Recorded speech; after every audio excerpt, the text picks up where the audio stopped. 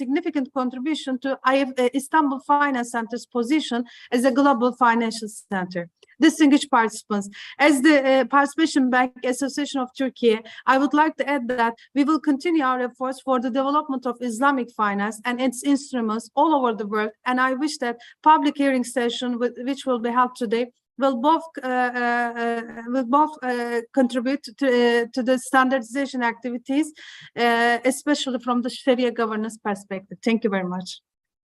Thank you, Ms. Fatma Jinnat, Director TKBB, for the insightful welcome remarks, and particularly the light you shed on the market reality in the Republic of Turkey.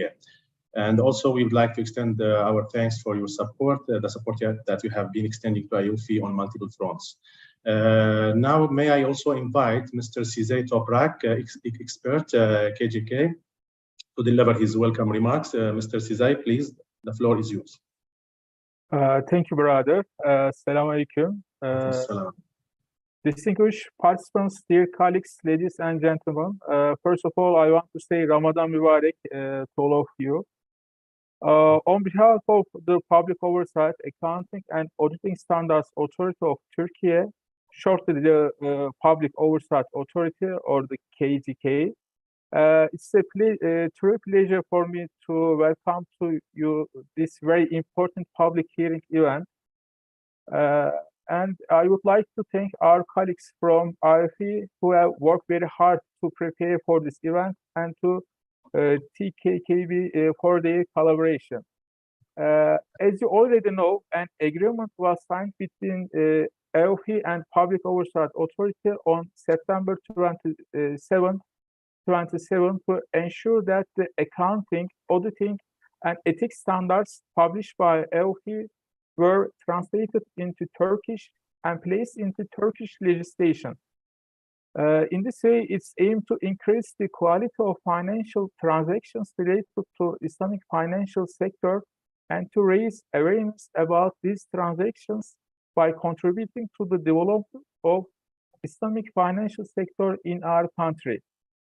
Up to this point, one conceptual framework, 25 financial accounting standards, one accounting guidance, one code of ethics, and 6 auditing standards issued by the Public Oversight Authority. And in addition, 2 exposure drafts of financial accounting standards have been opened for public comments. There are 3 other standards on which we are working. We are planning to issue these 5 accounting standards related to Islamic financial sector within this year. Moreover, we follow financial accounting standards 42 and 43 related to Tekaful, and also exposure drafts of framework of auditing standards issued by AAOIFI. Today, our colleagues from AAOIFI will present us the exposure draft of 2 new financial accounting standards.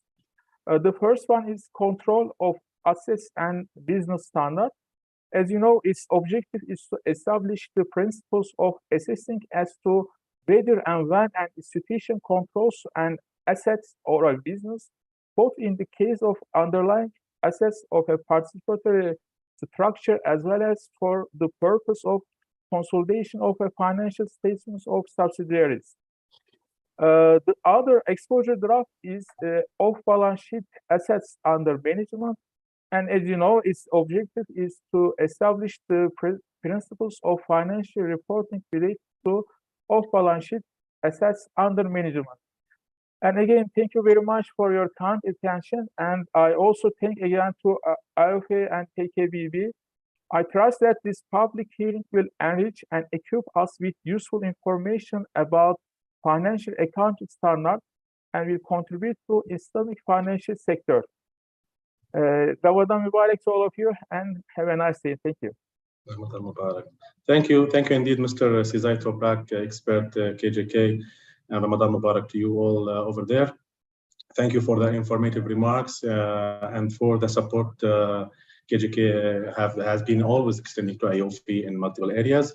Let me now invite to the public hearing session Mr. Omar Mustafa Ansari, AAOIFI Secretary General, who will lead today's presentations and discussions by firstly walking you through the exposure drafts and then opening the floor for your comments and remarks. Over to you, Brother Omar. Thank you very much, Brother Majd. أعوذ بالله من الشيطان الرجيم بسم الله الرحمن الرحيم رب اشرح لي صدري ويسر لي أمري واحلل عقدة من لساني يفقهوا قولي. My respectable elder brother Najdat Sinsoy, Sister Fatima, and Brother Sizai. And I can see a long list of familiar names. So many senior people I could actually see in today's attendance. So welcome you all. Assalamu alaikum wa rahmatullahi wa barakatuh again, and Ramadan Kareem.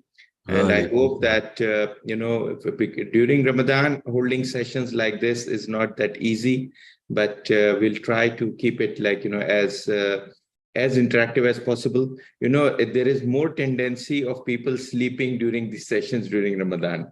So I'll try to keep it more interactive. So as Brother Majd said that we will be opening up for questions later. No, actually we'll be, in most of the public hearings, we keep it interactive and we keep the discussions open at all stages. So with that, since we have to cover two standards, not very long standards, but the time is limited and we have to cover two standards. So I'll jump to the topic quickly. Only before opening up the standard for presentation, I would like to just give you a little bit brief about the project. This project actually started with revision of FAS 27, that is our Financial Accounting Standard 27 on investment accounts. And when we started working on that, the idea was that we'll be having a limited scope revision, and that limited, it's not a very old standard. It is like nearly 10 years or 11 years old standard. But there were certain reasons that we were supposed to revise this standard. First one was that since 2015-16, we started our new strategy, which actually brought some of the things closer to IFRS and reduced the differences from IFRS and had a better, clear, conceptual framework, etc. So with the new conceptual framework, new strategy, and considering the new Financial Accounting Standard number 1, it became more important to align FAS 27 with that. For some of the things were like more conceptual. For example, concept of quasi-equity. If we see AAOIFI's approach, since beginning, the treatment has remained same, but in past we used to call it equity of investment account holders. Now we have a term of quasi-equity, which is broader than the investment account holders equity term. Similarly, there are some additional aspects that have been covered in between in the newer standards. For example, FAS 31 on Wakala bil Istismar. Even in Wakala bil Istismar, there is one option of having commingling with the other investment accounts, which make them on balance sheet. So this is also one of the areas where we felt that we need some alignment. In addition, there were some improvements to the definition of control. So we have considered that we need to improve on that part as well. Obviously, there were some needs for improvement in disclosures, etc. However, when we started the project, we thought of it as a limited scope revision, and conceptually, I would still say that it is not a significant revision. It's still a limited scope revision, but for reformatting, rearranging, and incorporation of the updated concepts, all of it required some major changes. So we decided to actually divide the standard in two parts, one for on-balance sheet investment accounts, that is unrestricted investment accounts and other similar accounts. And secondly, for the off-balance sheet accounts, which is mainly restricted investment accounts, but also may include Wakala and others, depending on the situations.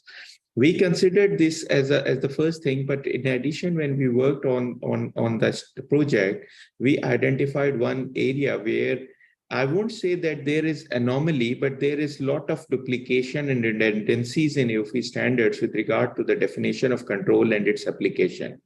The concept of control is very important for us because from Sharia standpoint, we determine when we own an asset or when we have a liability or demand with regard to an asset, or when we have the risks and rewards incidental to ownership of that asset, which might be slightly different from the conventional accounting framework. So for example, at times something that we believe that is supposed to be off balance sheet, but conventionally it is supposed to be on balance sheet. Something we believe that it is not part of the liabilities, but conventionally it is understood to be part of liability. So considering these different options, we realize that although the control related concept is covered in AAOIFI framework and Financial Accounting Standard 1, FAS 31, Sukuk standard, which is issued as exposure draft, and several other standards, is still there might be some need for a little bit more clarification, and more than that, there is need to bring all of them at one place. So we added the third project, work product to the same project. The same working group is working on that, considering particularly that control will be having overarching effect on control of assets as well as control of business. And one of the aspects was that we were already considering revising the consolidation standard of AAOIFI, or even withdrawing it. Obviously, the decision is not yet made. We have formed a working group now. It needs to start working, but this is another of the areas where we have to revise our existing standards, or some of them are to be withdrawn in order for better alignment with IFRS. Considering all these aspects, we believe that the control standard becomes important, and whatever is contained at different places in AAOIFI's standards with regard to control need to be brought at one place. Some of the duplication need to be completely avoided by deleting what is written in the current standards. And in some places, this standard has to provide added guidance. And for sure, obviously, it has to address the control of assets as well as the business. So the project has 3 outputs, and the 4th associated output is related to the transfer of assets between investment pools or investment stakeholders. Different participatory stakeholders have different investment pools or investment interest in the Islamic financial institutions, whereby their underlying assets are different, and at times there are transfers within those. So that is also an ancillary work product to the same project, because that is also mostly related to investment account holders and what we call generally as pool management for investment account holders. So that is also another work product. So effectively, as of now, we have issued 4 exposure drafts in these related areas. Today, we are holding public hearing on 2 of them, that is control standard as well as the off-balance sheet assets under management. I would again like to mention that while we have improved the wording, it clarified the concept, provided more explanation, but conceptually these 2 standards are not different from what was already there from AAOIFI's standards. So we would call it rather more like improvement and alignment rather than having a new concept. So the concept of control that we are going to discuss today, or the concept of off-balance sheet assets under management that we are going to discuss today, are not new, although they are sort of more clarified and more aligned with the newer standards of AAOIFI and the newer framework. So this is like a brief about what we have done and what we are going to discuss today, inshallah. Please feel free to raise hands. We'll try to allow some of the speakers to speak as well. And obviously, we'll be taking all the comments in the Q&A tab. If the questions are more, we may not be able to allow all the speakers to speak, but our preference will be that we allow the speakers to speak. So you feel free to raise your hands. But you can well understand that we can see now there are nearly 140 participants. So if all of you want to speak within the limited time, we may not be able to do that. Similarly, we try to answer all the questions in the Q&A tab. But even if due to time constraint or anything, we are unable to answer them, all the comments will be taken. So you please feel free to put your comments as well as questions in the Q&A tab. And last but not the least, please feel free to provide your comments in writing to the Secretariat. We'll be holding more public hearings on these standards as well, including one in Arabic. So those who actually want to attend in Arabic, I will have an opportunity, inshallah, going forward. From this perspective, I believe that today's perspective, I believe that it's important that we get maximum comments on these standards. I can just see one comment in the Q&A tabs. Okay. Dr. Zahra, welcome. Assalamu alaikum, welcome. Okay, with that, we just move to the standard. The presentation is actually only the reflection of the standard itself. So probably we will not be sharing the presentation as always. The PDF version is already available on our website, and I request that somebody from the team may provide a link to the Sister Farida or Sister Noof, if you can kindly provide a link to the exposure drafts of both standards, along with the standard on the quasi-equity, because that is also linked together. So if somebody can provide link in the chat box to everybody. Thank you very much. So with that, I'm going to share the presentation first.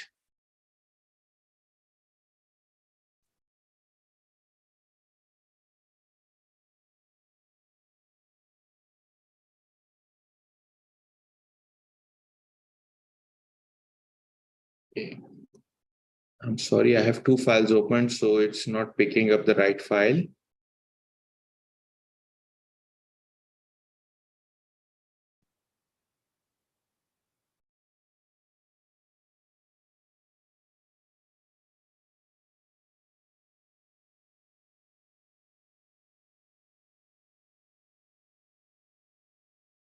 Okay, so since the introduction I have provided, so I'll normally, as always, I will skip the preface and introduction part, and I'll take you through the remaining sections.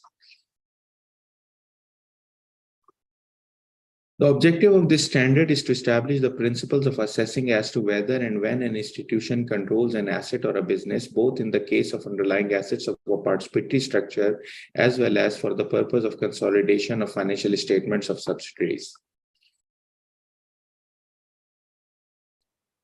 This standard shall apply to all institutions preparing financial statements in line with the requirements of AAOIFI FASs.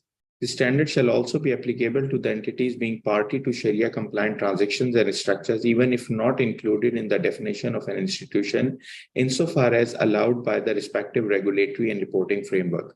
What we want to say here is that, for example, the counterparty of a transaction shall also be applying this standard. Most of AAOIFI standards are adopted by the banking regulators, so at times they are not applicable on the counterparty. For example, a sukuk issuer, for example, another entity whereby these sort of transactions are actually being executed. So from our perspective, we believe the standard is applicable. However, it will be subject to the relevant regulatory and reporting framework.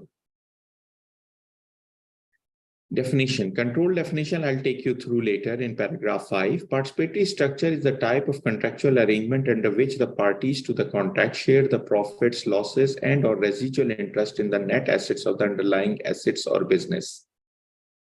So musharka, mudarba, wakala bil istismar, they are generally considered to be participatory structures. Quasi-equity definition has been covered in multiple of AAOIFI standards. We are just clarifying here again. So it's important to understand the whole concept. So that we understand the quasi-equity as well, because most of the participatory structures will either be quasi-equity or they will be off balance sheet managed assets. Quasi-equity is an element of the financial statements that represents participatory contributions received by an institution on a profit sharing or participation basis. It has primary characteristics of equity, that is, in case of loss, unless negligence, misconduct, breach of contractual terms is proved, the institution is not liable to return the lost funds to the fund providers, and the fund providers share the residual interest in the underlying asset or business. Certain characteristics of a liability, that is, it has a maturity or a put option for redemption or liquidation, and certain specific features, that is, the right of fund providers are limited only to underlying assets or business and not to the whole of the institution, as well as they do not have certain rights associated only with owner's equity. For example, voting rights, etc. Now let's take the definition of control. Again, as I mentioned, these definitions are already there in AAOIFI standards and framework. We have just tried to put it at one place to clarify it better, and we have provided some explanation and practical examples of that. An institution controls an asset or business when it has substantially all risks and rewards incidental to ownership of such asset or business, duly meeting both of the following conditions. One, A, it is directly exposed to and has rights to variable returns, negative or positive, respectively, from its involvement with such assets or business, and it has the ability to affect those returns through its power of the assets or business. So effectively, if you see the definition, this control definition is quite similar to IFRS definition. IFRS doesn't talk about substantially all risk and reward. Also, it talks about substantially all risk and reward in some other standards, but it does not refer to in the control definition. However, we have kept this significantly aligned with IFRS. However, we need to understand that some of the concepts of AAOIFI, the control of AAOIFI, have different application or interpretation. So in some situations, while our definition is similar with IFRS, the interpretation that we apply or the application of that definition to a specific item that we apply might be different. From the perspective of AAOIFI, we try to keep it aligned with IFRS, but the key differences that we keep are first related to Sharia-related matters, and second are related to the institutions and transactions specific structure and risk profile, which might be different from the conventional transactions. So from that perspective, we apply the same definition, but we have at times different interpretation and implementation. And again, it can be argued that even under IFRS, those interpretations and implementation approaches can be taken if the essence of the transaction is understood well and the risk profile structure of the instrument is understood well.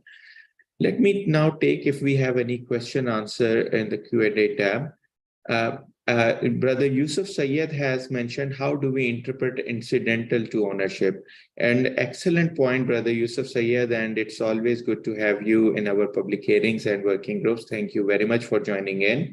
Brother, when we talk about incidental to ownership, you remember we had earlier debates about the substance and form versus substance over form. Under IFRS, you can have a substance over form approach, but although even within IFRS now they are talking more about faithful representation, so substance over form is not the core concept. It is a part of explanation of the faithful representation within IFRS framework. So from our perspective, it is uniformity of substance and form. So when we say incidental to ownership, which means substantially all risk and reward, incidental to ownership, which means that we are talking about the ownership in substance and in legal form, that is primarily the Sharia form.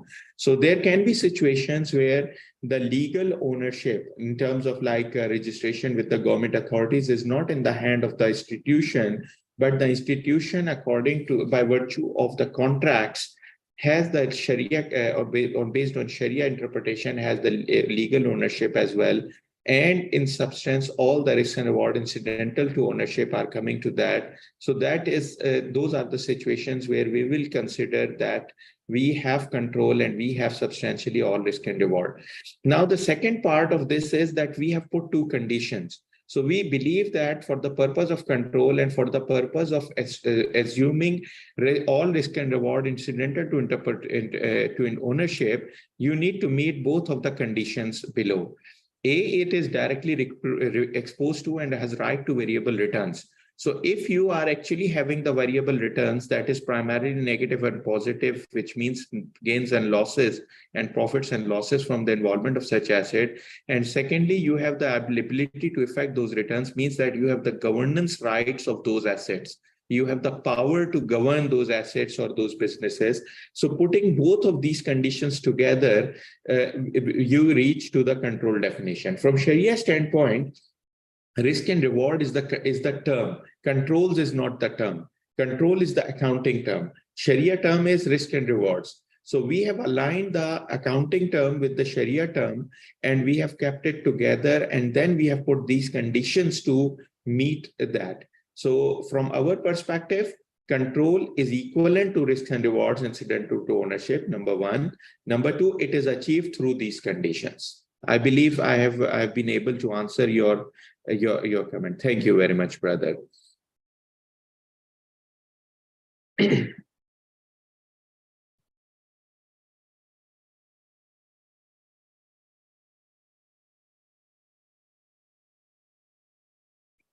I can see there are some comments in the chat box. I would request all of those, the comments and questions should be addressed only in the Q&A box, please. Brother Ayamuddin Azizov, can we obtain the presentation? Brother, the presentation is exactly the same as the PDF file. The PDF file is available. The presentation normally we do not share. But the PDF file is shared on the AAOIFI website and the link is provided in the chat box. Thank you very much for coming, brother.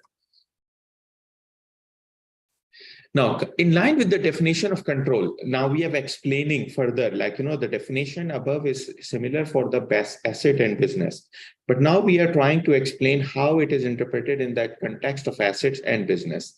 In line of the definition of control, an asset shall be considered to be in control of an institution when the institution has the present ability to direct the use of the asset and obtain economic benefits that may flow from the use of the asset. Control is also exhibited when the institution can prevent other parties from using the asset and obtaining economic benefit from the use of the asset. An institution usually obtains control over an asset once it acquires substantially all the risks and rewards incidental to ownership of the asset. So 6 is actually explanation of 5 in the context of assets. For the context of business, we will be discussing it a bit later.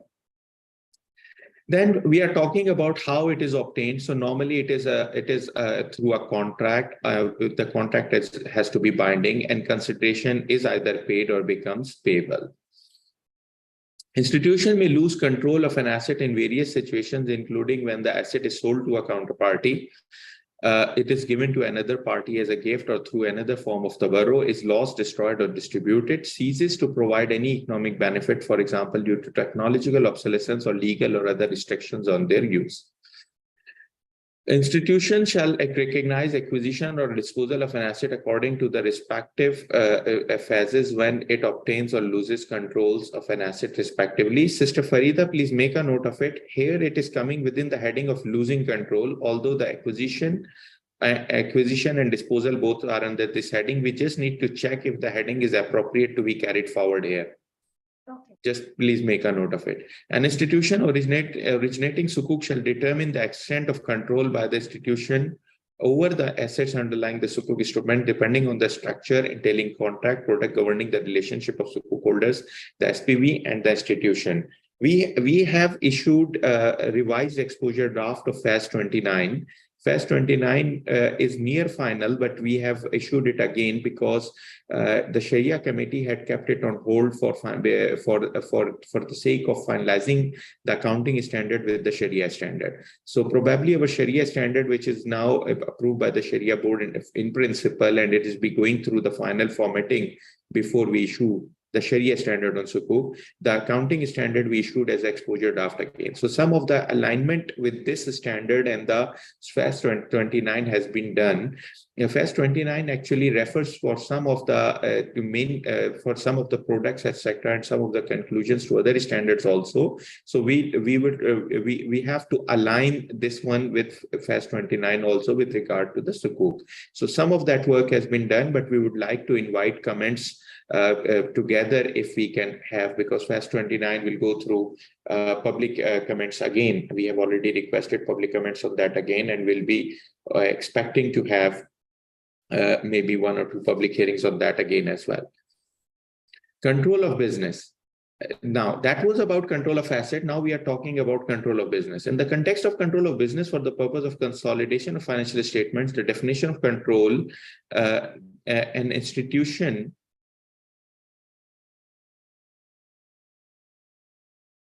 Sister Farida, can you check there is some word missing here? Just make a note of it. The definition of control, an institution in the capacity of investor controls a business when it is exposed or has right to variable returns from its involvement with the business and has the ability to affect those returns through its power over the business.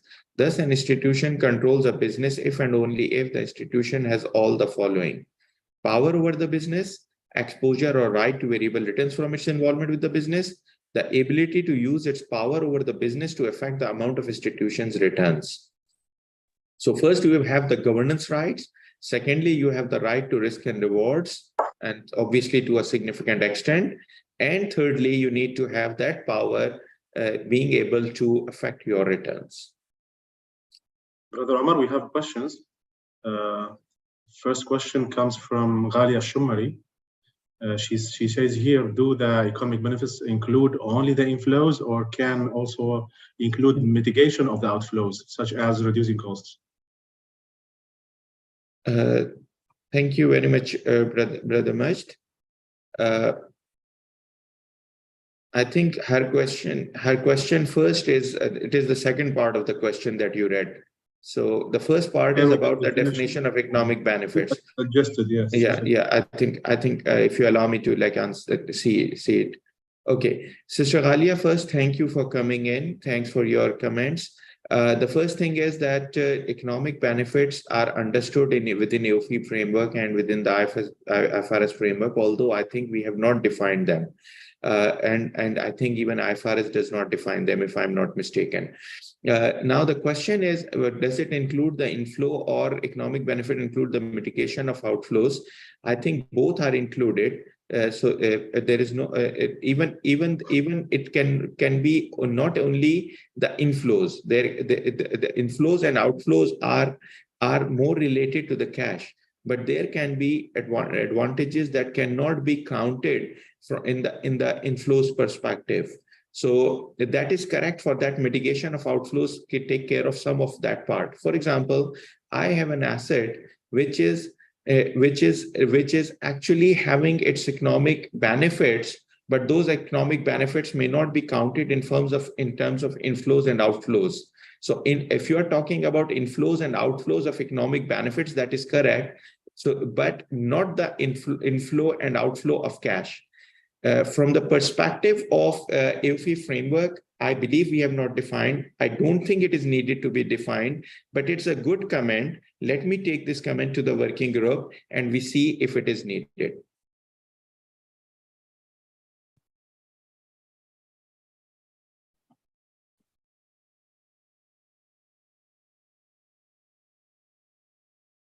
We have comment from Brother Sadaqat. Brother Majd, if you allow me kindly to take the questions myself, please. Thank you. Yes. Okay. Next one is from Brother Sadaqat Khan. Thank you, Brother Sadaqat Khan, for being with us.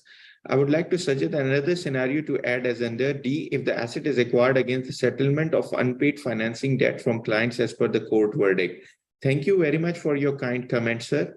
Let me just see if it is covered between the two or not. In the three definitions, in the three of or not. So acquired as a consequence of consummation of a contract, sir. Contract becomes legally binding. If you see, sir, these are the three conditions. So the point is, if the asset is acquired against settlement of an unpaid financing, don't you think that it is a consequence of a consummation of a contract? It is a settlement of a contract in form of, consummation in form of settlement.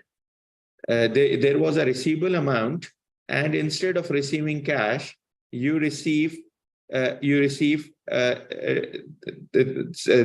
one. So let me, this wording is similar to IFRS, sir, but your comment is very good, actually. I believe it is covered, but it is not easily understood. So what I suggest that we take it as either we mention that consequence of consummation of a contract or settlement. One option is this. Second option is that we explain it because our wording is similar to IFRS, so and we may not need to change it in that situation. We can provide a basis of conclusion explaining that consummation of contract may include different forms, including, for example, a settlement against an earlier debt. Thank you very much, sir.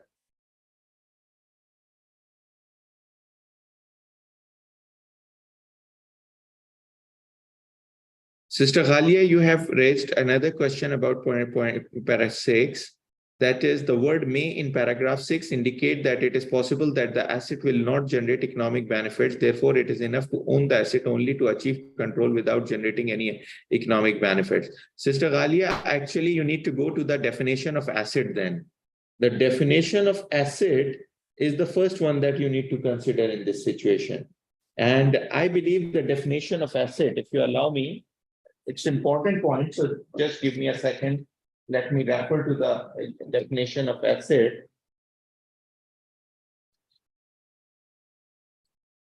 Thank you. As it is a very important point, so actually allow me to take a minute on just referring back to the definition of asset.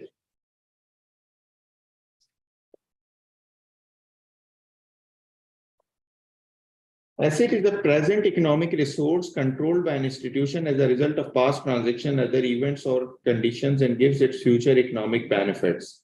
So the definition of asset, Sister Ghalia, in itself includes economic benefits. So, so I think that this will automatically be covered in this situation. But let me try to read it again.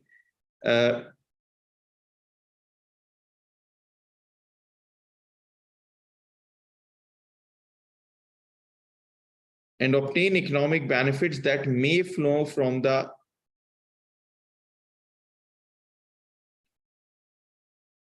okay, good point. So in that situation, the definition of asset itself includes the economic benefits and future economic benefits that are supposed to flow.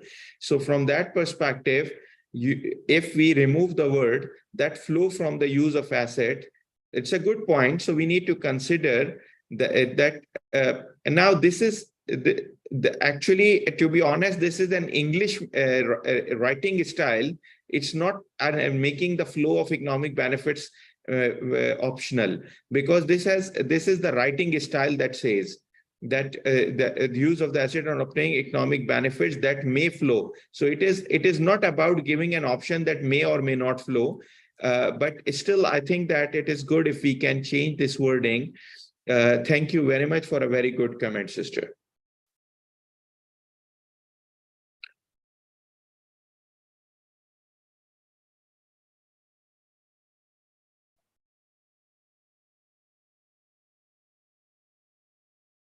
Brother Sadaqat Khan has suggested the wording to be that asset is acquired as a consequence of completion, or I think you want to say of completion / consummation of a contract.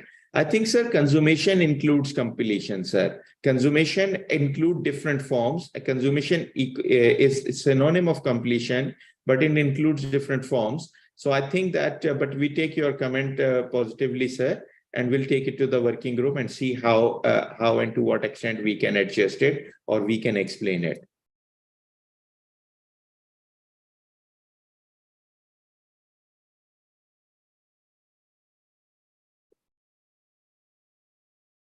Obtaining control of an asset, sorry, we have gone through this one.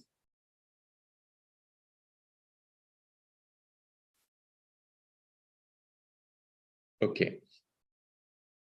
So now we are moving to the control of business.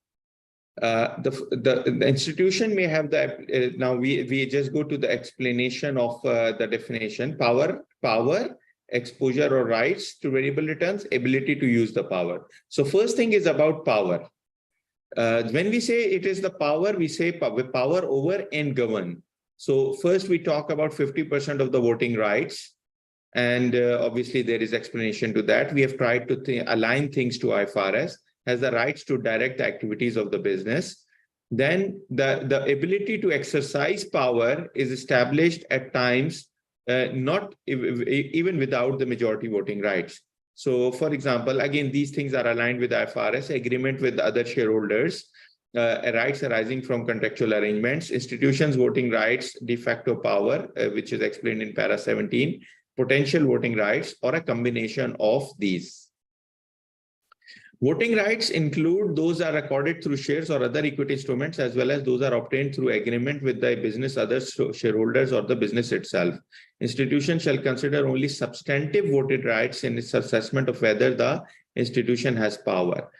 In order to be substantive, rights need to be exercisable when relevant decisions are required to be made, and the holder of such rights must have the practical ability to exercise those rights.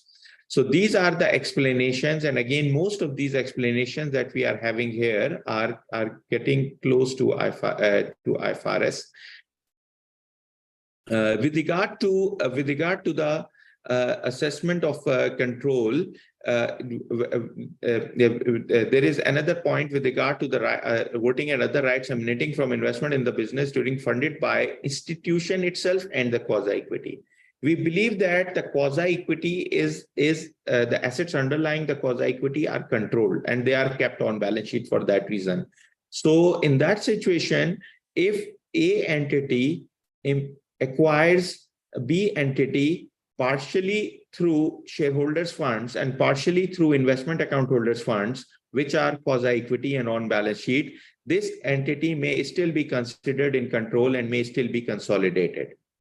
On the other hand, if an entity acquires through shareholders fund partially and partially through restricted investment accounts or for sort of mutual funds, etc., which are not within on balance sheet, in those situations, or through wakala bil istismar accounts, which are not commingled with quasi-equity, in those situations, it will be not consolidated because control does not complete. This is one of the important areas where we are providing explanation in addition to IFRS. So the earlier paragraphs were more or less aligned with IFRS, but this paragraph is significantly different from, it's not different, but is more specific to the true nature of Islamic finance and is a better explanation. It's still, after considering the net result will not be different from IFRS because quasi-equity is on balance sheet for us as an item between equity and liabilities, and for IFRS it is considered to be liability. So probably the conclusion with regard to the consolidation that you will reach will be more or less the same.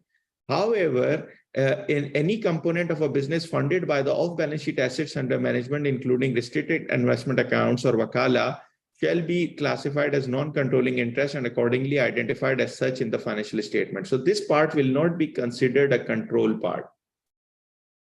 De facto power. In certain situations, it may be established that although not fulfilling the conditions as per paragraph 13 regarding power, an institution may still have de facto control resulting in de facto control if variable returns condition is also met over a business that gives it practical ability to direct the financial and operating policies of such business unilaterally. This may include situations when the institution holds significantly dominant voting rights, for example, because of widely dispersed shareholding patterns, significant dormant shareholding patterns, or significant voting rights under management through off-balance sheet assets under management. So it is quite possible that I may still have a de facto power. So for example, I own 30% of the subsidiary, and 10% is held through investment account holders fund, so it becomes 40%. That 40% does not give me majority of voting rights. But if the remaining voting rights are dispersed or significantly dormant and mostly those votes are not exercised, then it is quite possible that based on past voting patterns and or other agreements, etc., it is quite possible that I might be still having the control. So de facto power and then de facto control if the variable return condition is met, I have. However, if it, in addition to that, let's first say in addition to that, if, for example, I have 30% holding through shareholders fund, 10% holdings through unrestricted investment accounts, which is on balance sheet, so it becomes 40%, and I hold 20% through off-balance sheet assets under management, like restricted investment accounts. So there is quite possibility that the voting rights under my management agreement for those restricted investment accounts can still be controlled by me, which means that the voting rights available in the market are not more than 40%. So effectively, I have the de facto power And if the variable return condition is met, I have the de facto control of that entity also. These are some very specific explanations. In addition to, like, explanations are there as per IFRS. The de facto power condition is also similar to IFRS. The only thing that is more specific to Islamic finance is that if we can use the off-balance sheet assets under management not directly to establish control, but to establish de facto power and hence de facto control. In that situation, the restricted investment accounts funds will be considered in line with paragraph 16 as non-controlling interest for the purpose of consolidation. Now, coming to a very important issue that is a crux of this standard, which is with regard to the control of assets and business underlying a participatory structure. I think I can see a Q&A something in Q&A tab. There is a brother Fan Zafar. Assalamu alaikum. Welcome, brother. Regards to point 15, if restricted investment part is greater than 50%, what do they still have the control? I think that I have already answered your question in answer of paragraph 17. So the paragraph 17 actually gives you de facto control on that, because through the management agreement and the others, you are actually controlling it. Only situation can be if the restricted investment account holders have given you specific instructions, even with regard to the voting rights, which is very improbable and rare.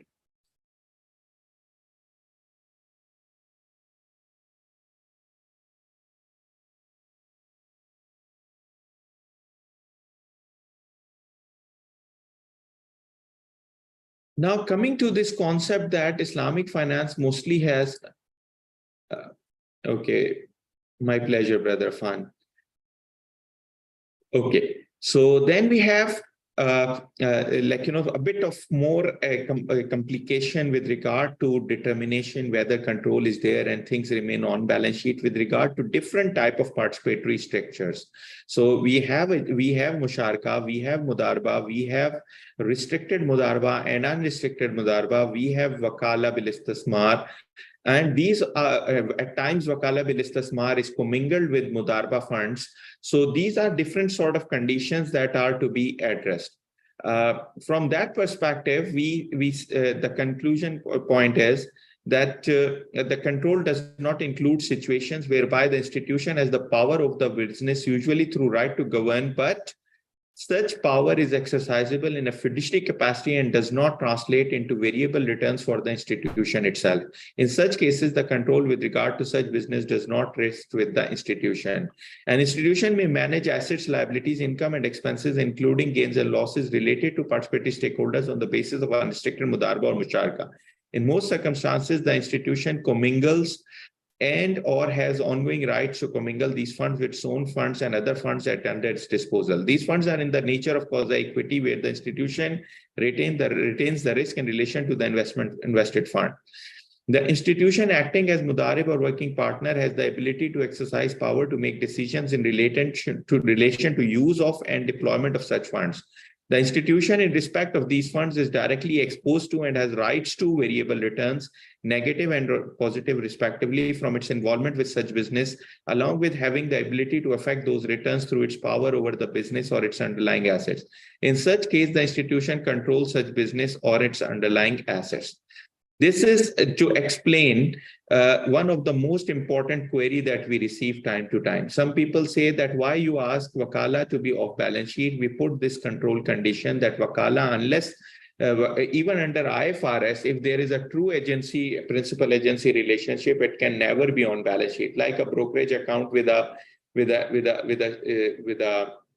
stock exchange broker, it will always be off balance sheet. Rarely it will be on balance sheet. Similarly, there are other examples like mutual funds, etc., that most of the definition of control they don't meet, and mostly mutual funds are not consolidated unless the institution itself has commingled its own funds at least 20% according to some experts and 5% according to some other experts, but mostly 20% is the condition for that. So considering from that perspective, even the mutual funds are normally not considered to be in control, even if you you govern them completely. So you have all the power. The only thing is the variable return part normally is not there. The restricted investment accounts and wakala, according to Sharia and according to their true contractual nature, are also similar to the mutual funds and other structures which are to be kept off balance sheet, because you have the power, but you do not have control. You do not have control because the power is not for your own variable returns.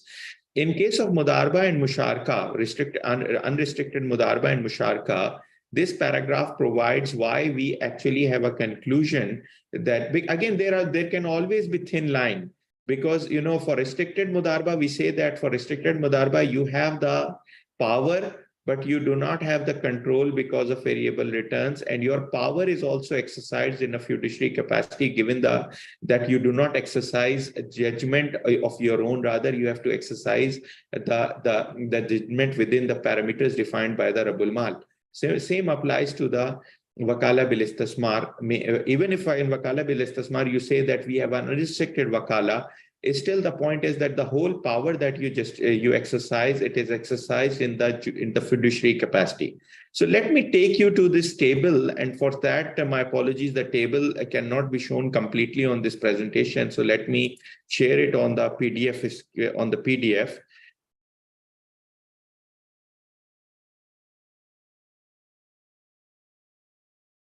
I think this table, you can see it completely now in form of this table here. So this is the table of the principles that establish control for various arrangements. So let's take first example is urea without the right of commingling funds, having commingled funds.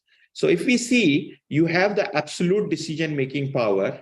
You have the benefit of decisions. Yes, you get the return on that because you have a Puntarib share. Variable returns are only profit part. Loss is not there. Only in case of negligence, loss comes to you. Otherwise, loss is not there. So you have variable returns, only profit, not losses. Variable returns for own benefits is not there. It has to be based on judgment, but it cannot be because you have the powers, but powers are only for variable returns partially. So because you do not have the right of having commingled funds, so it is generally not to be in control. This is something which is not common, because whenever we take urea from the investment account holders, the urea are with the right of commingling, and there is a common practice of too much commingling with the funds. So the right of commingling actually gives you that right, but this is a very judgmental matter. Now, coming to the most common type of urea, that is urea with rights and responsibility of commingled funds. So in that situation, if you see, the decision-making powers are absolute, benefit of decisions is yes, variable returns include profits as well as losses with regard to your commingled funds. Variable returns for own benefits, yes. The answer is yes. The control exists. So this becomes on balance sheet, and this is the most common form of urea that we keep on balance sheet. Third part is urea with commingled funds and musharka. Now, the second part was right and responsibility of commingled fund, but it was the possibility that whether you commingle or you don't commingle. But if you have urea with commingled funds and musharka, which is supposed to have commingled fund, your decision-making power is absolute. Benefit of decision is yes. Variable returns include profits and losses. Variable returns for your own benefits, the power being exercised for your own variable returns, yes. And hence you have the control. 2 and 3, column 2 and 3 are similar, except for in 2, there is the right, but it is possible that at times funds are commingled and at times funds are not commingled. But in 3, the funds are commingled all the time. Column number 4, urea with right and responsibility of commingled firm, including commingling of accrued profits. Decision-making power, you have absolute. Benefit of decisions, yes, you have. Profits and losses, variable returns, yes, you have profits and losses. Variable returns for own benefits, yes. Control exists, yes. So you have different types of urea where the judgment has to be applied, and most types of urea, other than any type of urea in which you do not have the right of commingled firm, where judgment has to be applied with regard to the variable return part. Other than that, urea and musharka mostly will be having control and having on balance sheet. Now, when we are talking about control here, we are talking about control of the underlying assets. Okay, so we are talking about the institution having control of the underlying assets, which means that institution keeping those underlying assets on its books. Sister Farida, please note that I think we need to say that establish control over underlying assets. We need to say in the heading of the table also. Now, coming to restricted investment accounts. Now, this column 5, restricted investment accounts, if you see, decision-making powers are as per specific guidance only. So the point is, you do not have the absolute decision-making powers. You have the benefit of decisions, yes. Variable returns are only for the profit part, not for the and a loss is only there in case of negligence. This loss in negligence has to be appearing in brackets like the other one. Okay. Okay. Okay, then now we see that variable returns for own benefits. My conclusion changes here. It becomes no, because number one, the absolute decision-making power was not there, and because my variable returns are only profit, not the loss. So considering that situation, variable return for my own benefits is no, and hence my control is no. Wakala, sister, I think we need to write here in the heading Al-Wakala bil-Istismar standard, okay? Al-Wakala bil-Istismar. The heading has to be corrected. In the decision-making powers, we have in fiduciary capacity only. Benefits of decisions, yes. Variable returns, only fixed fee plus incentive profits, and loss in case of negligence. Again, I think Sister Farida, we need to write also here loss in case of negligence. Okay? Okay. Variable returns for own benefits, no. Why we are concluding no? Because number one, our decision-making power is not absolute.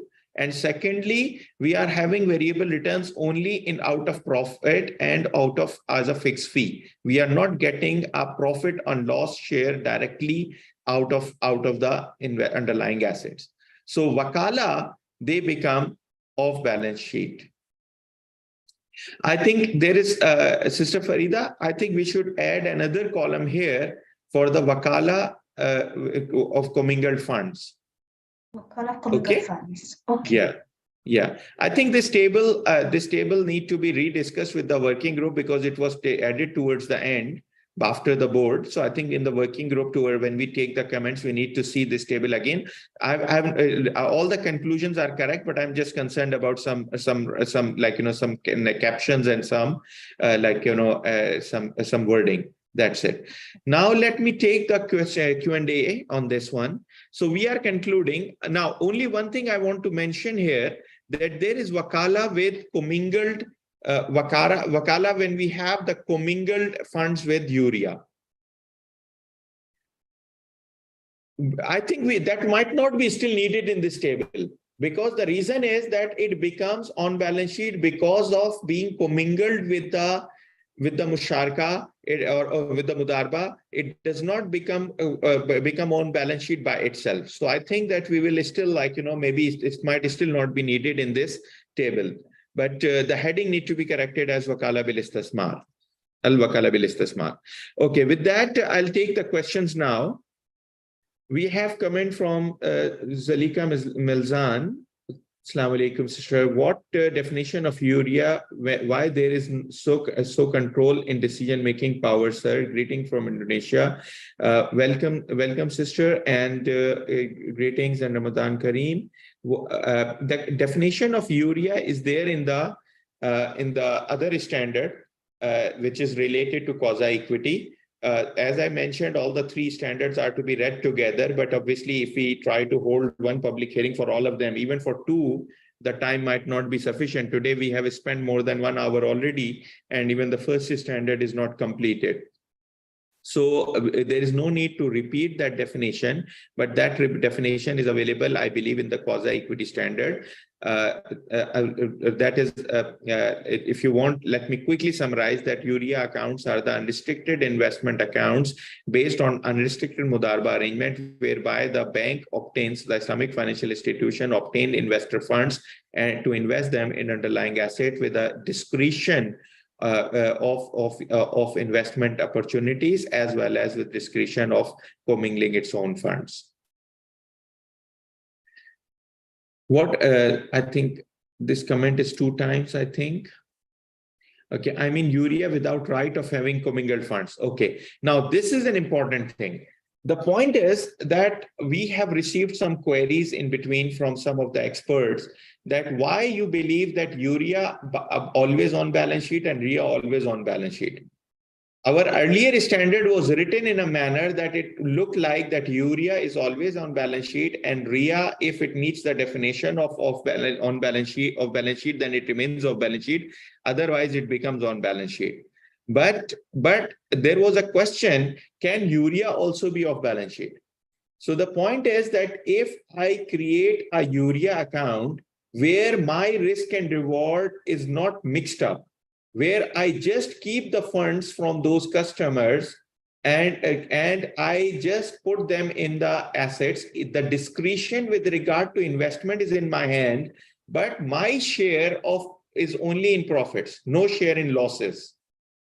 So if I don't have any share in losses, then what happens that my control does not complete, because the control includes variable returns. And even under IFRS explains it that the variable returns include gains and losses both, negative and positive both. So in case of a URIA where I do not commingle my fund, I do not have the right to commingle fund, that might be off balance sheet as well.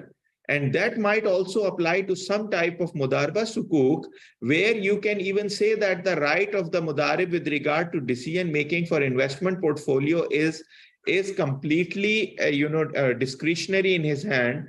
Since the risk of loss is not there, so it will not be there. So the point is, the name URIA or the name RIA are understood in the market, but they are not actually the principles themselves. Principles are to be defined according to control.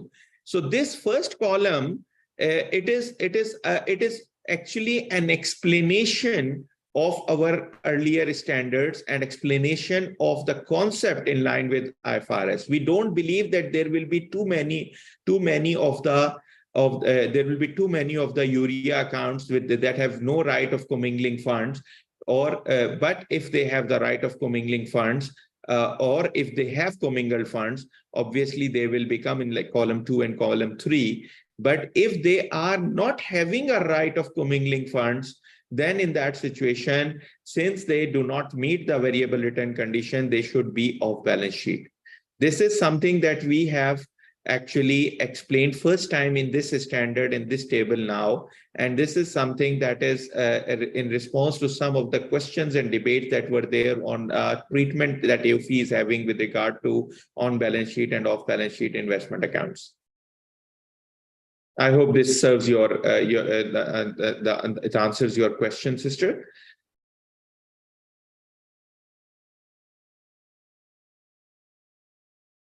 '20 says a partnership, whether Musharaka or Mudarba based, generally creates a joint control, whereas a principal-agent relationship, where it is Wakala, Al-Wakala bil-Istismar. I think we need to say Wakala, Al-Wakala bil-Istismar. Sister Farida, please make a note of it. Wakala, Al-Wakala bil-Istismar or service Sijara does not generally create a joint control unless other evidence of control is available from a different perspective.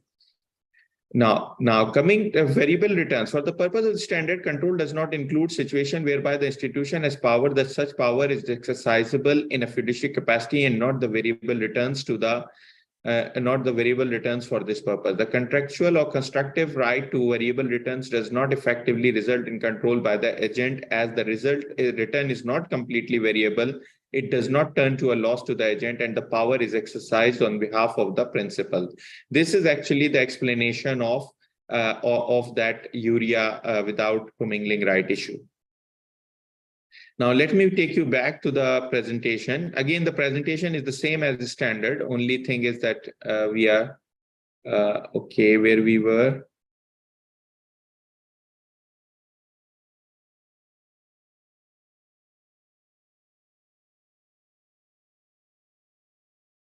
Okay, so with that, we have now variable returns. Again, I do not want to go in further details. There are some specific considerations with regard to agency arrangement, where the agency arrangement is commingled, etc., or if there are a buyback arrangement, or if there are guarantees in the capacity of third party, etc. So there are some specific considerations. These considerations are already there in our FAS 31, and these are already there in FAS 29 exposure draft as well, I believe.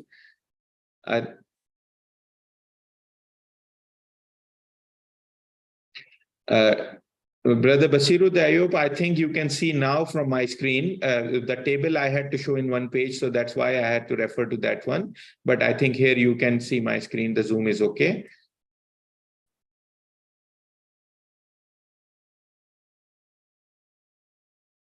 Now, these additional risk considerations, we are saying that since according to Sharia and according to AAOIFI framework, you cannot combine two contracts together in one. So the additional guarantee or a purchase promise or an option, etc., most of them meet the criteria or do not meet the criteria of a separate instrument. They are not a part of the main instrument, and hence they should not be combined together. Sharia does not allow you to combine two transactions into one, and that is one of the preconditions in AAOIFI's accounting standards and AAOIFI framework, that you cannot combine two transactions into one.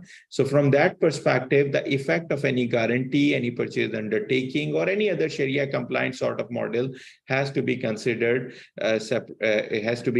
separately from the core contract. So these are the explanations about these issues. These are already contained in our FAS 31 and also in FAS 29 exposure draft. So some of them actually are considered actually in the framework as well. So this one is not an additional part. It is more like a this is more like a, you know, as I mentioned, that we are trying to remove redundancies and bring the things at one place. There is one question that I would like to ask all of you, that it is a question for the working group and the board, whether after bringing this standard, we remove the control related requirements from all standards. So we supersede all the requirements contained in different standards, or we keep them there, but in future for new standards, we refer to this one only. This was one of the questions at the working group and the board level, and it is very important that we get the public view on that, expert view on that, as to how you actually see that if we, for sure, it is good to have all of the things at one place, but do we need to remove the requirements from the other standards, or we keep them all at one place like one place, but we keep relevant paragraphs in the relevant standards also. So the first option, we remove. Brother Rizwan, can we create a poll here? Sister Farida, can we create a poll here? I think we have the option to create a poll, but just need to see whether, because for some of the events we actually in past created a poll. So if a poll can be created, it is good if we can ask it that is it better to keep all the control related things at one place without any duplication in any other standard, or it is better to keep it here as well as relevant paragraphs may still be there in the other paragraph. Sister Amal, you want to say something? Sister, thank you very much for being with us and for the whole effort that we have done for this working group as the chairperson. Please go ahead, sister. Yes. Good morning, Brother Omar. Good morning, everybody. I want to say about this standard. Many Islamic banks are waiting for this standard because there are many questions and inaccurate explanations or interpretations about control, and where the Islamic banks will recognize the account on balance sheet or off balance sheet. This standard will settle the controversy because we don't need to occur the balance sheet or total of balance sheet is huge. So we must recognize the wakala or RIA of balance sheet, not on balance sheet, so that the rationale of this standard. Thank you very much, Mr. Omar. Thank you very much, sister. Thank you very much, sister, for being here and for taking all the effort for this standard. Jazakumullah khair. Now, coming to Sukuk specific considerations, that there is one clarification that is needed, that if Sukuk is considered to be off balance sheet by virtue of this standard, it will remain off balance sheet even for consolidation purposes. This is a clarification again, where some of the clarifications were needed in the market.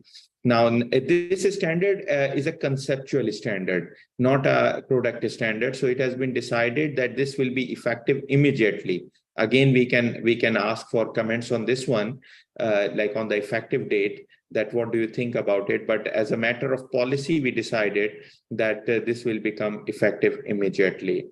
With that, if we have any questions, we can take the questions. Otherwise, we need to move to the second standard. We were supposed to take a break, also a short break, but actually, since we have taken enough time on the first standard, so I believe that time remaining for the second standard is only 35 minutes.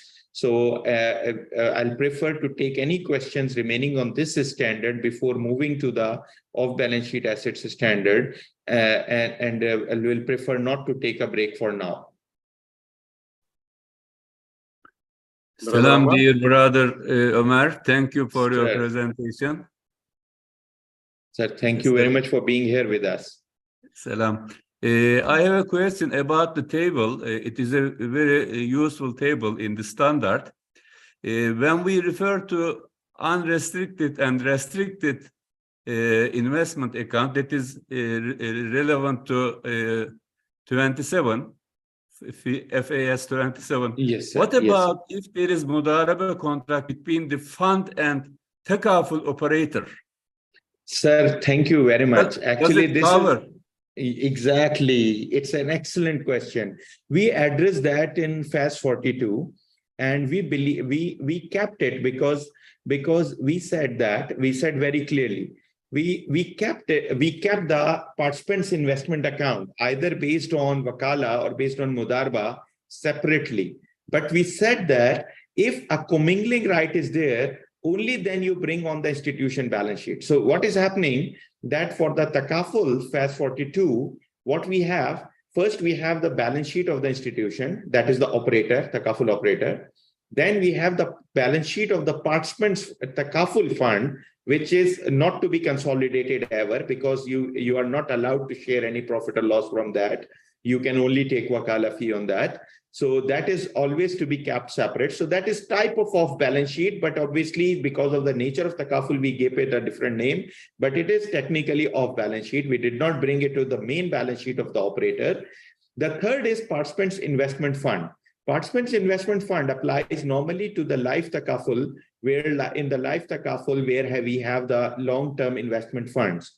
We kept it separate. And we said it is normally based on wakala, but it can be even based on mudarba, but we kept it off balance sheet. We did not bring it to the main balance sheet because their rights and responsibilities are separate. But we kept a small paragraph in FAS 42, which says that if, I cannot recall the paragraph number, but if you need, I can request Sister Farida to find for you. So these are kept off balance sheet, means there are separate balance sheets for them. But if the right of commingling is there, only in that situation, similar to urea, you can do accounting on the operator fund. This is something that we have allowed only for that purpose. Thank you very much. It was a very good question, sir. We were not addressing takaful here, so we have not put takaful in this table, but we have applied the same core principle in the takaful new standard 42 and 43. Thank you very much, sir. Thank you very much. Thank you. Wassalam. Okay, we have comment from Brother Al-Tijani Ahmad. Assalamu alaikum. First of all, thank you very much for joining in, sir. Is it acceptable as a general rule to say investment mudarba, where the bank works as mudarib, should be classified as off balance sheet, but in case where the bank works as Rabbul Mal, this may be classified on balance sheet? Brother Al-Tijani, you are very close to what we said, very close to that, but we have defined it from not one aspect. We have defined from two aspects. So first we considered the aspect of power and then the aspect of variable returns. What you are saying generally is correct, but the situation will be when the bank works as Rabbul Mal, it means that commingled fund situation also has to be there. So, so when the bank commingles its funds, then it becomes on balance sheet, and when the bank has the absolute discretion with regard to that. So generally speaking, you are not wrong, but we have gone for more clarification by defining in two aspects, that is the power or power to govern aspect and variable return aspect. So from that perspective, while generally I would not say your term is incorrect, but the situation is that we need to explain it more detail. That's why we have put it the detailed table. Thank you very much, sir. So if we don't have any comments now, I think that we should move to the second. Yes, brother. Before we move on, what's the subject of the poll? You mentioned the poll. Can we just have an idea about the poll, because the team will be working on that? No. I was asking about the poll, whether we, when we put the control related requirements in this standard, do we still need to keep the related requirements in other standards like FAS 31, like FAS 29, etc., or we need to delete from all the places and just create a reference to this standard? Okay. So option one is we keep there also. Option two is we delete from there, and so this standard supersede them partially, and we keep only here. This is more about the expert's view with regard to the understanding of the standards, because if we keep it there, people will be having the ready access to the document at one place. But the risk is that there might be some overlappings, and at times some wording might be different between this standard and that standard. And in that situation, there might be confusions. Anyway, even for those confusions, we have a general principle that specific overrides the general. So anything contained in the specific standard will still override anything contained in this standard. Okay, thank you. Thank you, Brother Majd, and thank you, colleagues. I think the poll option is there. So I think, okay,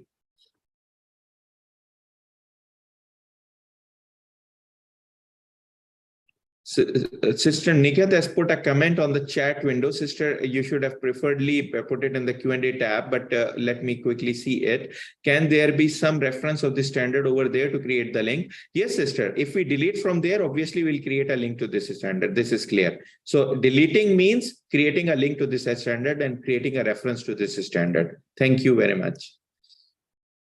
And thank you for joining today. Okay, Dr. Faika Jabarassan has put about certification of attendance. Yes, sister, I think you can just you need to send an email to us, and we will send you the certificate. And brother Sayyed and sister Noof, can you put a contact address on which anybody who wants the attendance confirmation or attendance certificate, they can get it. So please, if you can just put a the contact detail for the purpose of attendance certificates, please, for those who need attendance certificate.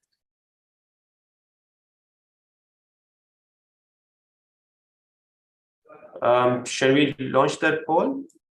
Okay, that is PH at, yeah, please. I would suggest that if you can launch that poll.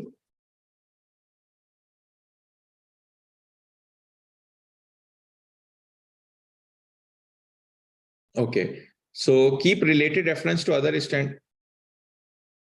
No. I think wording need to be corrected here, brother. Again, keep related content in other standards with okay. I think you need to correct the wording. So in the first one, the relevant paragraphs and content related to control to be contained in the existing standards along with this standard. And second is deleting it from those standards and keeping it only at one place.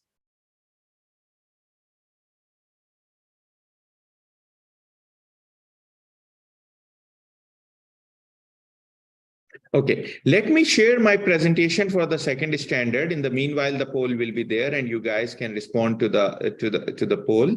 So this is the second standard for today that we are starting now, and that is on off-balance sheet assets under management. As I mentioned, that this standard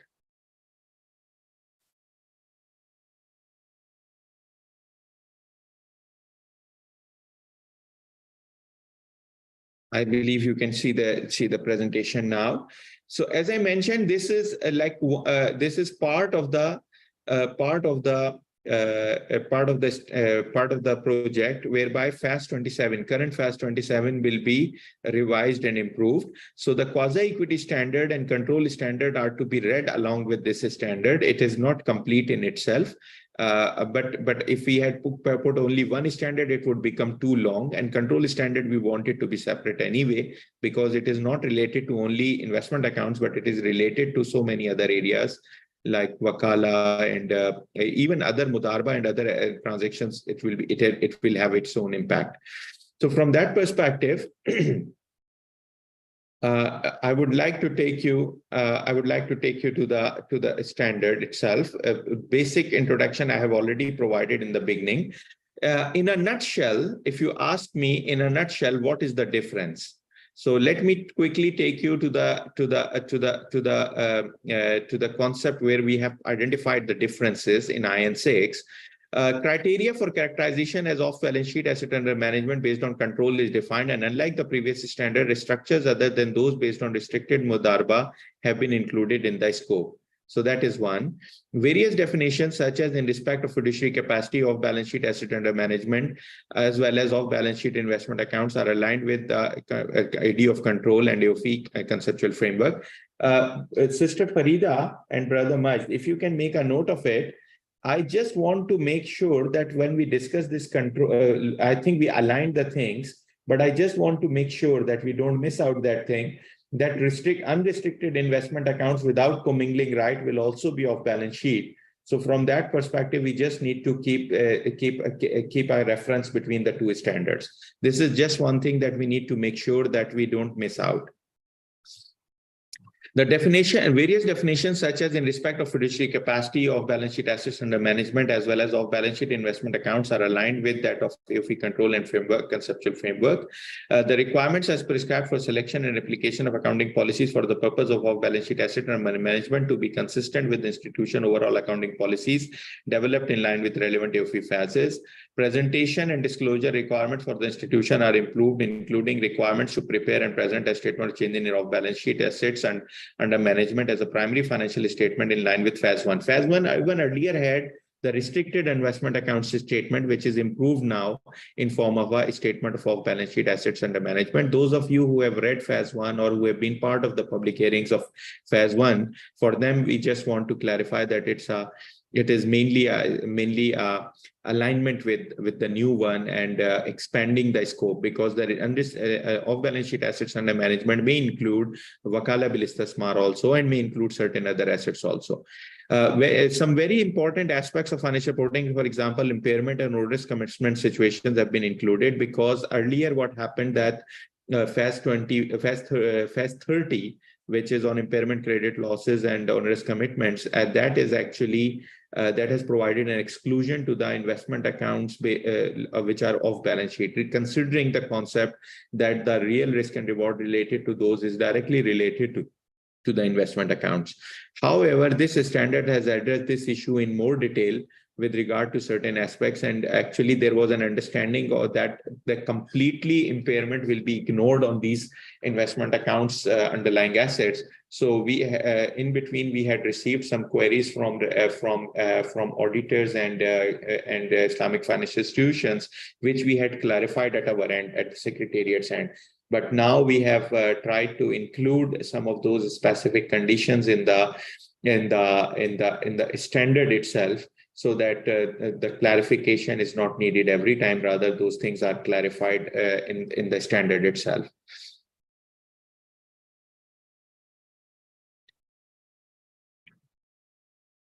Brother Omar, Sister Omar Masri has a comment or Yes, suggestion. sister, please go ahead. Actually, And she now shared the poll is also there. So if you can just quickly respond to the poll, please. Yeah. Actually, she might be away now, but she dropped the WhatsApp message. She's saying here that in addition to what you mentioned about the rationale of the standard, she's suggesting that also we add a para about not to inflate the budget or the balance sheets of the Islamic banks unnecessarily. She says here that specific banks classify wakala bil-istismar or restricted investment accounts on balance sheet. This leads to enlarge the balance sheets of Islamic banks to the maximum. It's a good point, very good point. I think it's a very good point. So I think we need to put, again, the principle is there, but maybe we need to put some explanation on that. Maybe we need to consider how to put it and where to put it, either in basis of conclusion or in the beginning of the standard about rationale. So thank you very much, sister. And the point is well noted. Now, with regard to the poll, may I request all of you to quickly answer the poll, please?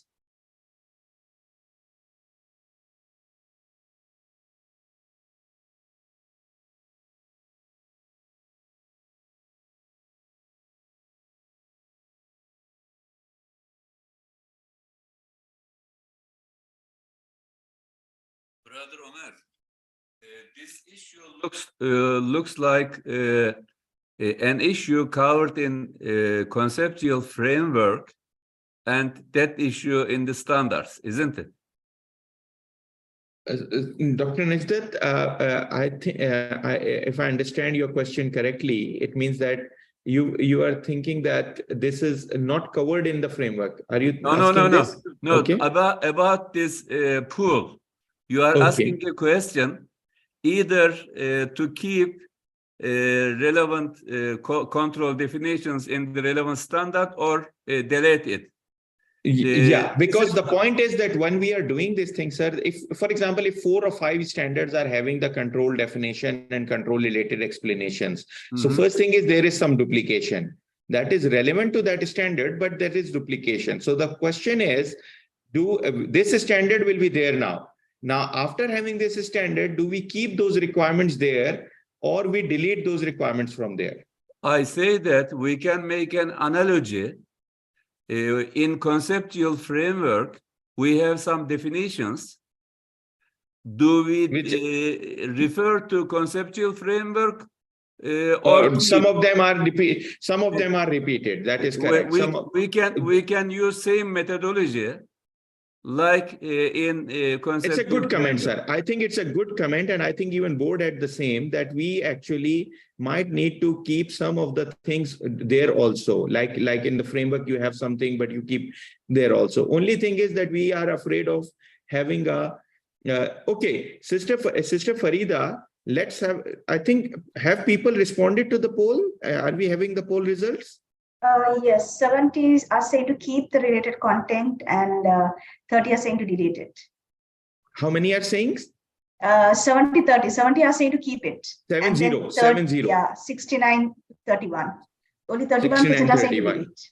Yeah. Okay. So the majority is in favor of keeping it. Actually, the accounting board also was in favor of keeping it, and brother Dr. Najdat is also more or less like in favor of keeping it. I think in that situation, Sister Farida, maybe we need to keep a paragraph very clearly clarifying that any specific requirements of the respective standards will still override the requirements of this standard, because otherwise there will be a question always. This is understood that specific overrides the general. But maybe we need to clarify, because otherwise people will ask, okay, why you are duplicating it, and why there is a difference in wording or difference in interpretation between this para of this standard versus that para of this standard. So the final poll result is how much? I would suggest to keep it saved for the working group, please. Okay. Yes.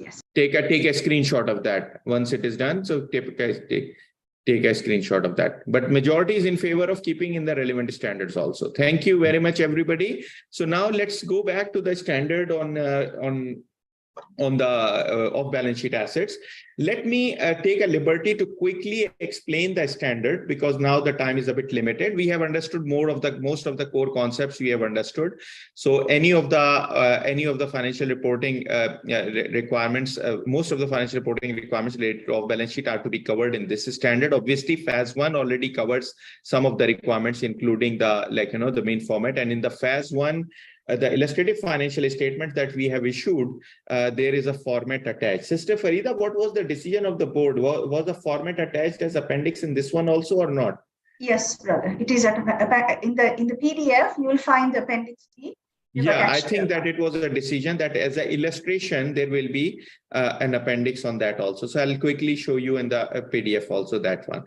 Now coming to the scope of this shall be applicable on all IFIs preparing financial statements in accordance with the AAOIFI FASs with regard to assets managed in a fiduciary capacity without establishing control, except for participant takaful fund or participant investment fund of a takaful institution, which will be subject to standard 43 and 42, and investment fund managed by the institution, which is currently FAS 14, but it will be changed to it will be updated shortly.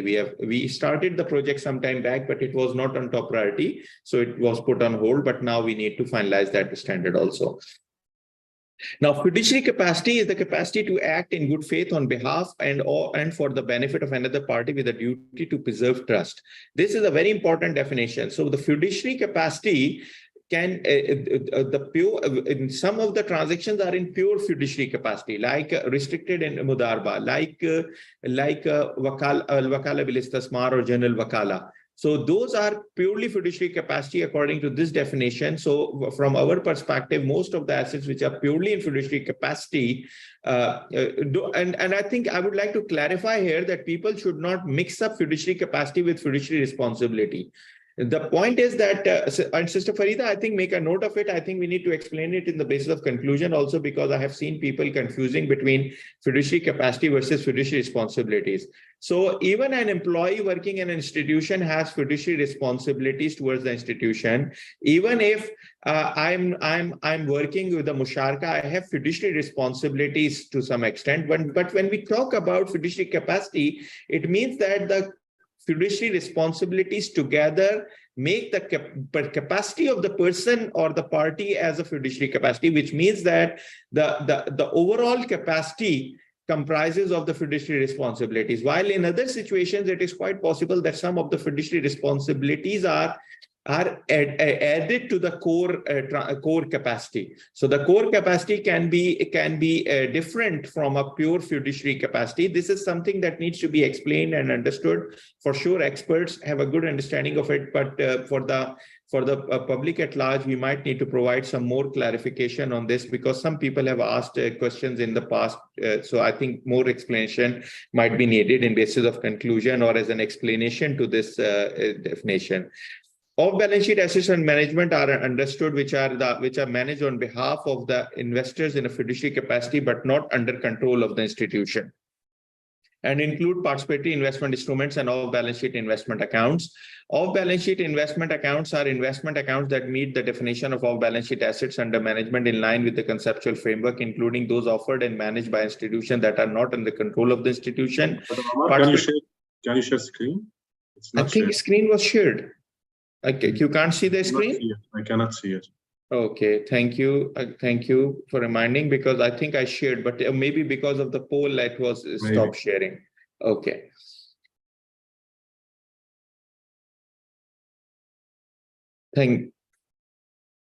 Participatory investment instrument, commonly referred to as an account, is an instrument held by an investor under a profit and loss sharing or taking arrangement, for example, mudarba, musharka, or wakala bil istismar, representing funds received by an institution for investment on behalf of the investment account holder with or without conditions as regards to how the funds may be invested, whereby the holder of the instrument is entitled to residual interest in the underlying assets. Some of the definitions are to be referred to if needed with the quasi-equity standard, which is issued now as exposure draft, but we need to hold the public hearing on the upcoming next few weeks, inshallah. Now, Criteria for characterization as off-balance sheet assets under management. Now, this is the crucial part. Participatory investment instruments may be divided in two main categories. First, whereby the institution controls the underlying assets, which are classified as quasi-equity instruments. Second, whereby the institution does not control the underlying assets and manages the same only in a fiduciary capacity, which are classified as off-balance sheet investment instruments. In order to be characterized as off-balance sheet in the assets under management, a participatory investment instrument shall be subject to the conditions specified below. A, it manages the participatory investment instrument and related liabilities and resulting income and expenses, including gains and losses, on behalf of the investors only under fiduciary capacity. The common structures used for these instruments are based on Wakala bil Istismar investment agency, restricted Mudarba, and other Wakala arrangements. In case of participatory investment instruments, it is entitled only to a fixed or variable fee, including incentives, share of profit, or a combination thereof, according to the Sharia principles and rules as remuneration against management of the underlying assets. However, the institution is not entitled to any residual interest in the underlying assets except to the extent of the established remuneration. C, it does not control participatory investment instrument in line with the definition of control and hence is not entitled to or exposed to the variable returns from its involvement with such underlying assets.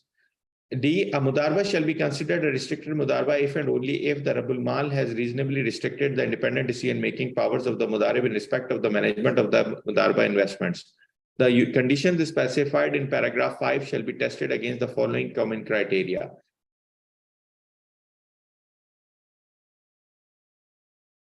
Specifying an asset pool separately from the common assets from the institution without commingling with the institution's or funds or unrestricted investment accounts, etc., mudarba investments, etc. Defining an investment boundary, for example, through defining investment motive, market platforms, risk appetite, risk or asset classes, liquidity profiles, currency, geographical distributions, customer or customer classes. Restricting the replacement, transfer, reinvestment rights of the mudarba investments. And the off-balance sheet assets under management managed by the institution on behalf of, there should be a comma after this, I think.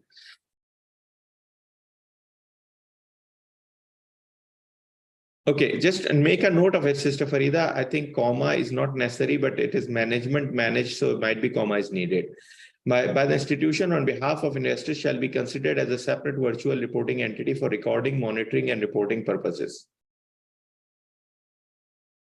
Now, these are the criteria which actually are considered for having an overall off-balance sheet structure. Sister Farida, I think only one thing that I mentioned in the control standard, the column 1, that column 1 need to be remapped with here, like in those situations are to be remapped here. Okay, we just need to make sure that there is no anomaly or difference. I can see there are two comments in the question answer box. Okay, it is about saying thanks, Jazakallah khairan. Thank you very much for being here, sir.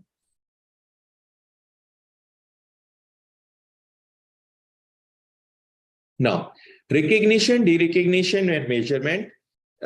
These requirements are recording and measuring and removal of assets and relating transactions from the virtual reporting entity. Brother Harun is there? Sister Farida, can you make note of it? I think we had a discussion with regard to whether it is recording or recognition. There was some discussion with regard to the term. Yes. So it was recording or recognition. But anyway, the clarification is there. In paragraphs 18 to 20, recognition, subsequent measurement, and derecognition refer to the act of recording and measuring the removal of the asset and related transaction from the virtual reporting entity, distinct and separate from the institution's assets under control. Now I think it's clear. I think it's clear. It wasn't a point of discussion on which we can invite public comments as well. That since it is off balance sheet, so using the term recognition was a question whether we use the term of using recognition or recording. However, I think that this paragraph actually clarified this issue. It is clarified that off balance sheet assets under management are not recognized by the institution as its own or under control assets. So I think the issue is resolved, but if you feel any anomaly or any issue in this one, please feel free to put your comments. Now, selection of account and adoption of accounting policies. So what we are saying that they should be generally similar to the accounting policies of the institution, except for the accounting policies result in accounting mismatch. So, for example, if I have an accounting policy of having held to maturity for Sukuk, but the returns that are to be distributed on the RIA, restricted investment account, or the other off balance sheet or managed asset, they might need the expectation of the having the available for sale gains, or other way around. That variable returns return should not be that much volatile and variable. So available for sale is more is less suitable, and held to maturity is more suitable. So there are different situations where there is a risk of accounting mismatch, or which does not reflect the business model of the off-balance sheet asset under management. In that situation, you can apply different accounting policies. Otherwise, the accounting policy shall be in line with the institution's accounting policies. The timing of initial recognition, these are the requirements which as a separate virtual entity when the books of the off-balance sheet books. So we are not saying that you are not going to record in the books of account. You are going to record in the books of account, but those books of account will not be taken to your balance sheet, not taken to your statement of financial position. So there has to be a criteria when you initially recognize the funds, and there has to be criteria when we initially recognize the assets and other things as well. So this is about the criteria, which is more or less similar to what was there in FAS 27 and what is there for the quasi-equity. The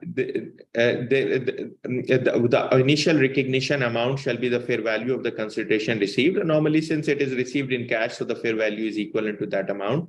Only in rare circumstances, it can be a different value if the contributions are received in other than cash. Then we have initial recognition of the underlying assets, which are to be recognized in line with the accounting policies of the institution, in line with the respective AAOIFI FASs. Subsequent measurement shall also be done according to the same to reflect the residual interest in the net underlying assets. Underlying assets will be revalued, and liabilities and values will be subsequently measured according to the respective accounting policy that we develop. Impairments and credit losses. There is one important point that you need to have an accounting policy adopted for this purpose. So either the accounting policy has to adopt FAS 30 for that purpose, although FAS 30 excludes, but you can still decide. So when it excludes, it means that it does not make it mandatory. But if you want to adopt the impairment policies, you can adopt them similar to FAS 30. Similarly, you can create reserves similar to FAS 35 as well, with regard to the risk reserves like IRR or PR. So if you want to create IRR and PR for off-balance sheet managed assets, you can do that in line with similar to FAS 35 requirements. Provision for loss due to misconduct or negligence to be recognized by the institution. This is an important point, that if there is a misconduct or negligence or a similar situation that results in a loss to be recognized by the institution itself, then it is important that the institution recognizes that provision when such a negligence is established in line with Sharia principles and rules. Not identified, but we are saying as established in line with Sharia principles and rules, which means that the incidence is identified and the relevant process of approval by the management and the Sharia committee with regard Sharia board with regard to the taking of losses is established. My apologies. We have two comments. It's Brother Yusuf Sayyed. This seems to be a bit judgmental guidance. Can we please consider to include some illustrative examples? Brother Yusuf, thank you very much. Which para you are talking about? And can we not make para 7 to state following business model or the contract? Okay. Paragraph 7, you are talking about business model or the contract. Reflect the business model. No, I think brother Yusuf, it has to be business model, which business model includes the contractual obligations for sure, and the accounting mismatch issue is the second one. But the business model, I believe, includes the contract part. But if you believe that it does not include, we take your comment to the working group and we see if how they look at it. Your second comment with regard to be judgmental guidance, brother, which para you are talking about? We'll be more than happy to provide more guidance or further explanation or anything. Can you make a clear reference to which para you are talking about here, brother Yusuf?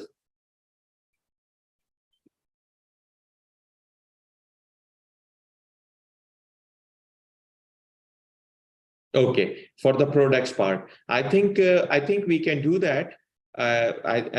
We can do that. Let me take a note of this point. Let's see and take it to the working group and see how they look at it. Thank you very much, brother.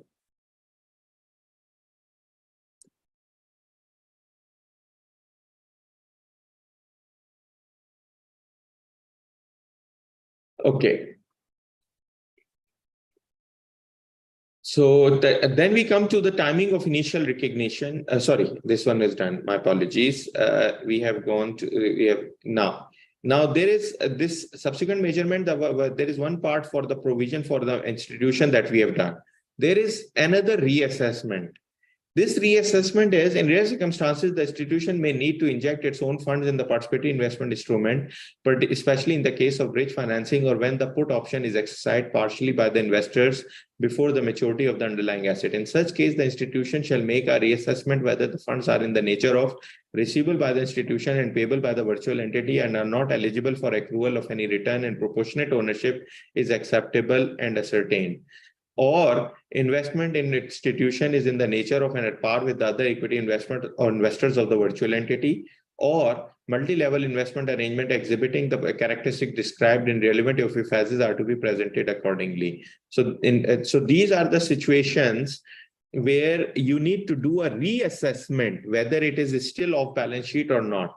And after considering these factors, you need to decide whether you still keep it off balance sheet or not. Now, this is a very important aspect in paragraph 18.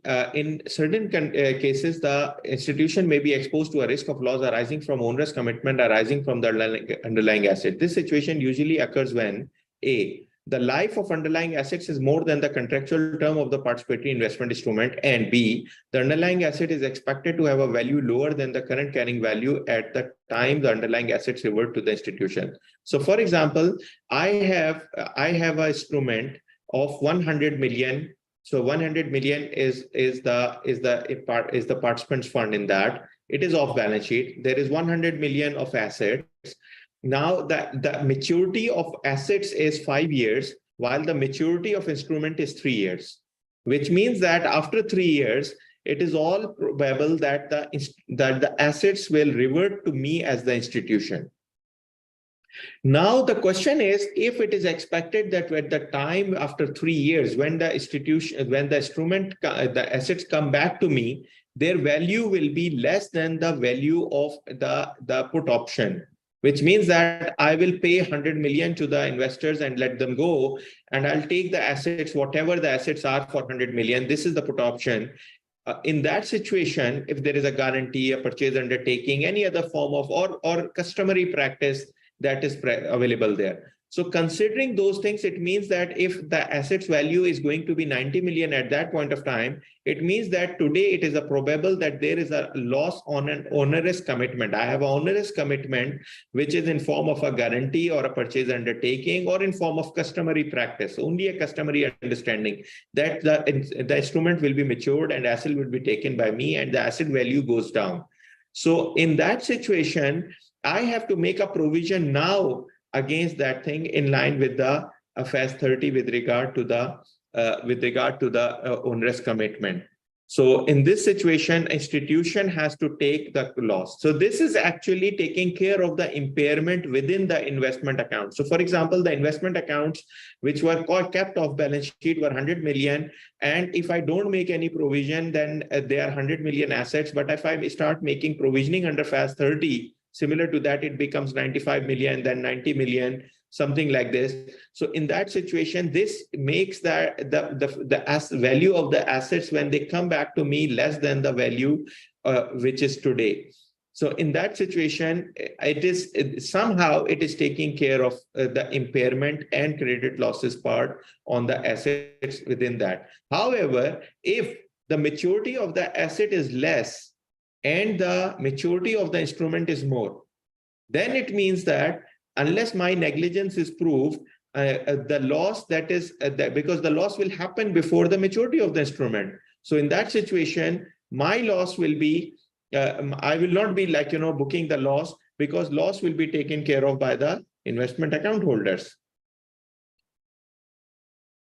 Then we have the derecognition requirements, which are similar to IFRS and similar to our other standards.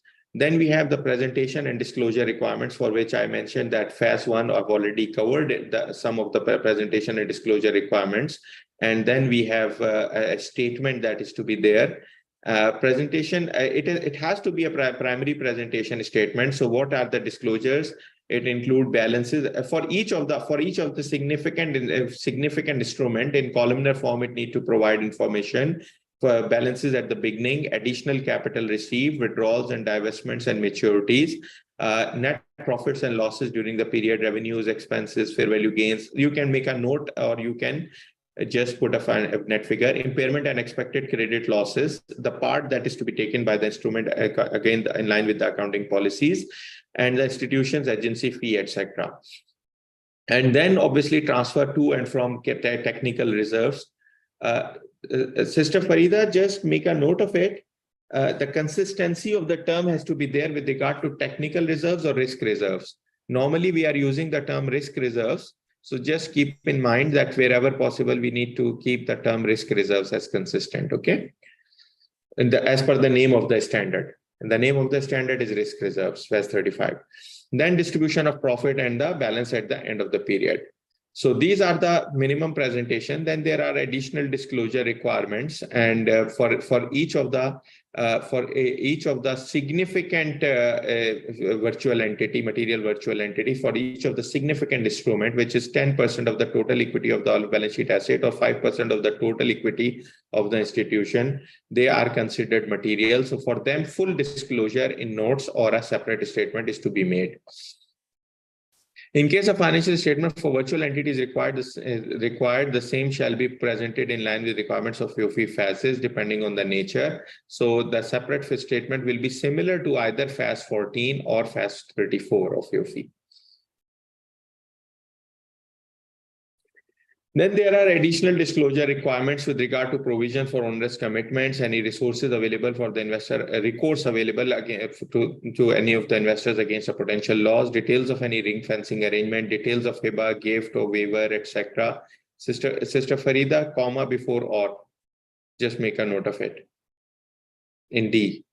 Effective date, we are planning to have it in 2025, and we would like to have your comments today as well as in writing as well. I have been a bit quick, but it's a small standard. But let me just take 1 more minute, 2 more minutes to just share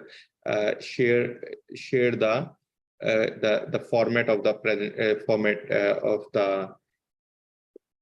the statement. Just give me a second.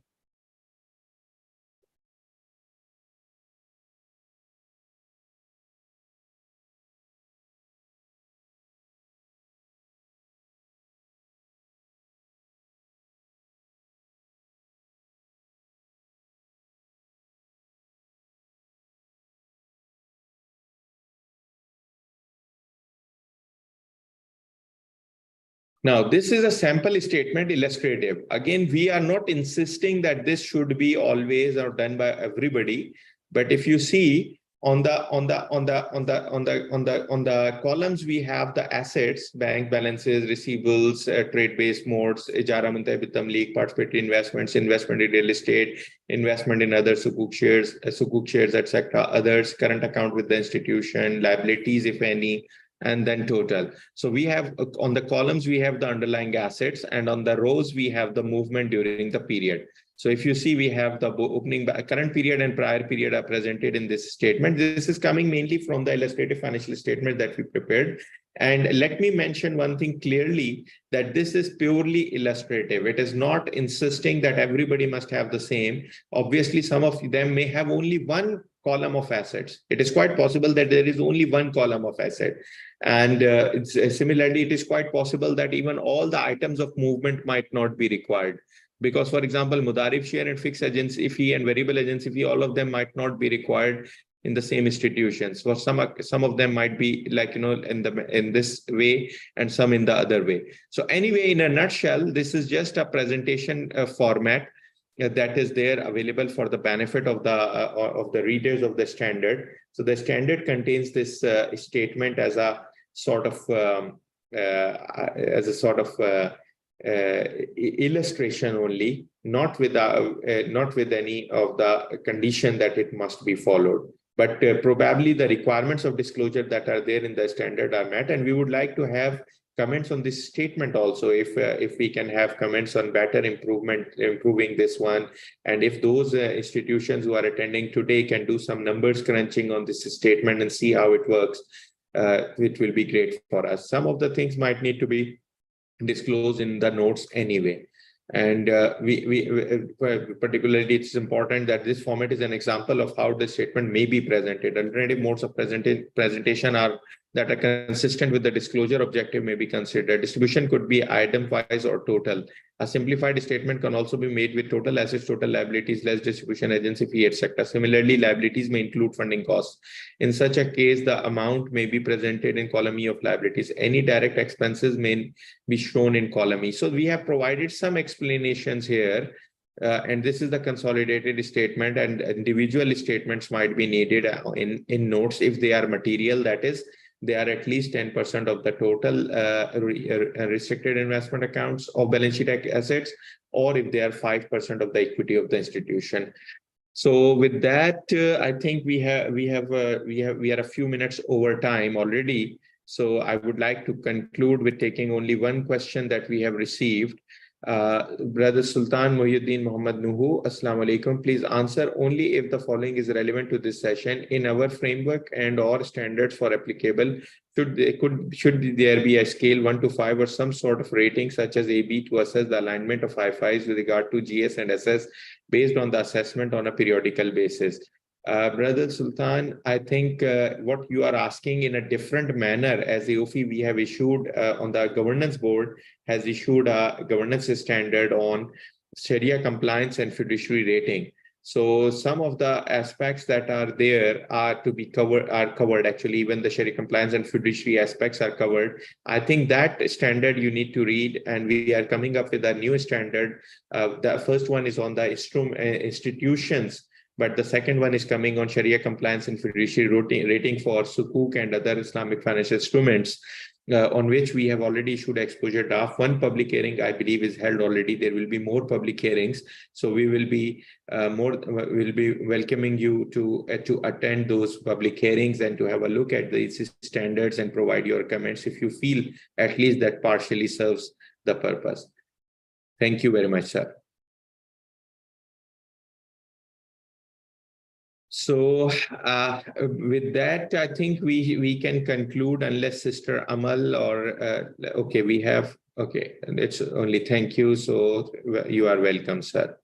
So I think we have already taken a bit time. So I will just ask if Sister Amal and Dr. Najdat have any final concluding remarks before we conclude. Any comments that we have not taken are welcome to be received through email at accounting@aoifi.com. You can provide your comments in next 2 to 3 months at time, I think.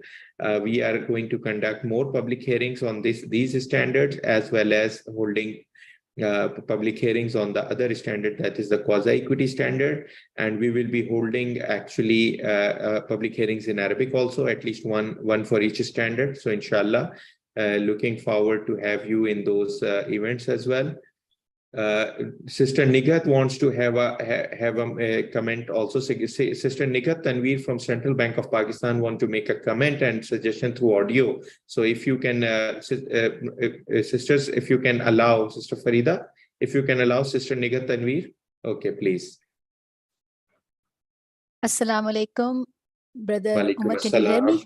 Yes, we can hear Thank you sister. so much, first of all, and congratulations for arranging such knowledgeable session and during Ramadan. So it's, I think, a gift of Ramadan to all of us, and happy Ramadan to everybody who is around. I have one comment, and perhaps you are maybe addressing that comment in your standard preparation process. and that is in number of standards. When we compare them with IFRS, there are few major things which differentiate, or the way, we address via these standards of AAOIFI. Is it possible that maybe a short note or maybe a separate document regarding these differences could be published by AAOIFI maybe now or later on? Because right now everything is so very fresh in the minds of those who are preparing. So the working group may prepare a small write-up regarding the changes, or rather the deviation of AAOIFI versus IFRS. So that would give a quick glance to the readers, and not only to those who are in Islamic finance, but also the accounting, the boards or the accounting, just like in Pakistan, we have ICAP and others. They could understand the differences quite easily, in a short and crisp sort of write-ups. So, this is just a suggestion. I hope you may consider it due course of time. Thank you so much. Thank you very much, sister, for your kind comments, for being here in this event, and inshallah we'll get benefit always from your presence. First thing is that from AAOIFI's perspective, we have considered 2-3 things. Number one, there are certain Sharia issues which require these things, and there are certain business model issues. We tried to summarize the conceptual part of it in a book that we have published already. That book is available on AAOIFI's website, and may I request like our colleagues to coordinate with you to provide a copy of that. Yes, brother, sorry to interrupt. Yes, since we are aware, but I wanted that with each standard. I'm coming to that. Yeah. I'm coming to that, sister. I'm coming to that.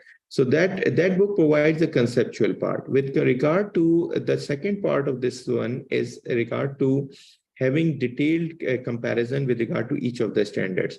This is actually something that is taking a bit time. We have started the project, and we are we are planning to work with another university and a research institution as well additionally. Probably we'll be coming up with one with one shortly, but we did not do it till last year. Only in last year we started the project. Reason was that we were already in the process of revising and updating our standards. So there was no point on doing this thing while we do not we do not complete our own revision project. So our own revision project is almost completed. Again, this is an ongoing thing, but there were some major things that were supposed to be updated, including in particular Financial Accounting Standard number 1 and the new framework.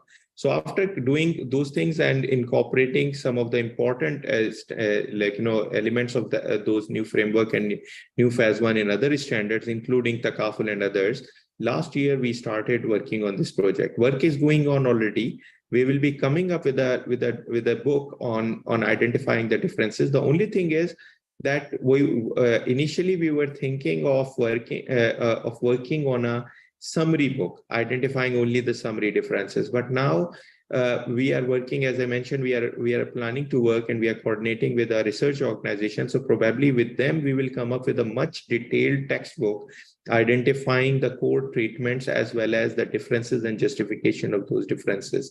But most of the conceptual differences that are there are provided already in the first book that I have referred to, as well as in the framework. In the framework and the framework basis of conclusion, some of the things are provided already.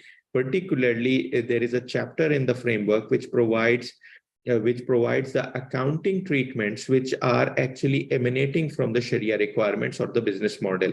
So there is a whole chapter in our new framework that actually addresses most of those issues which are becoming the challenge. Because actually, once you address those objective and major issues, then principally it's matter of implementation only. So there can be minor differences with regard to implementation, but the main conceptual part is the one where you change the accounting treatment. So for example, if there is accounting treatment for Ijara, the conceptual part will let you see from where you start the accounting, how you do the accounting. If you agree with the IFRS accounting, it's okay. If you don't agree with the IFRS accounting, or you agree with a specific type of IFRS accounting, then that actual aspect will be will be determined by AOIFI board and put in the framework or in the main standard.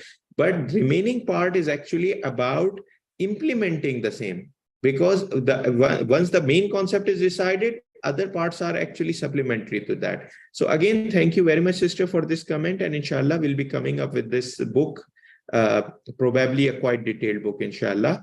And probably our target is to have it quick, but again, it might take a little bit time because the project is huge. Thank you very much again. I think there is a comment and Q&A tab. Okay, my pleasure, sister. Okay, so Brother Sadaqat Khan, you have a comment, sir?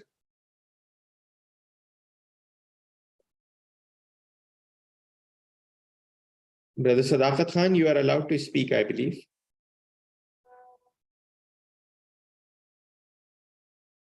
Thank you. Can you hear me? Yes, sir, we can hear you, sir, and thanks Brother for Omar, joining in as always. Yes, we realize that speaking for few hours continuously, especially during fasting, is a really difficult task. And we are thankful and highly appreciate your extra efforts in presenting the exposure draft tirelessly and responding to the question pleasingly. Besides, we also pray to Almighty Allah subhanahu wa ta'ala to grant you more courage and strength, and also reward you Ajr Azim. Thank you very much, Mr. Umar. Thank you very much, Brother Sadaqat. Your encouragement is always very important for us. I've just received a comment in the Q&A tab.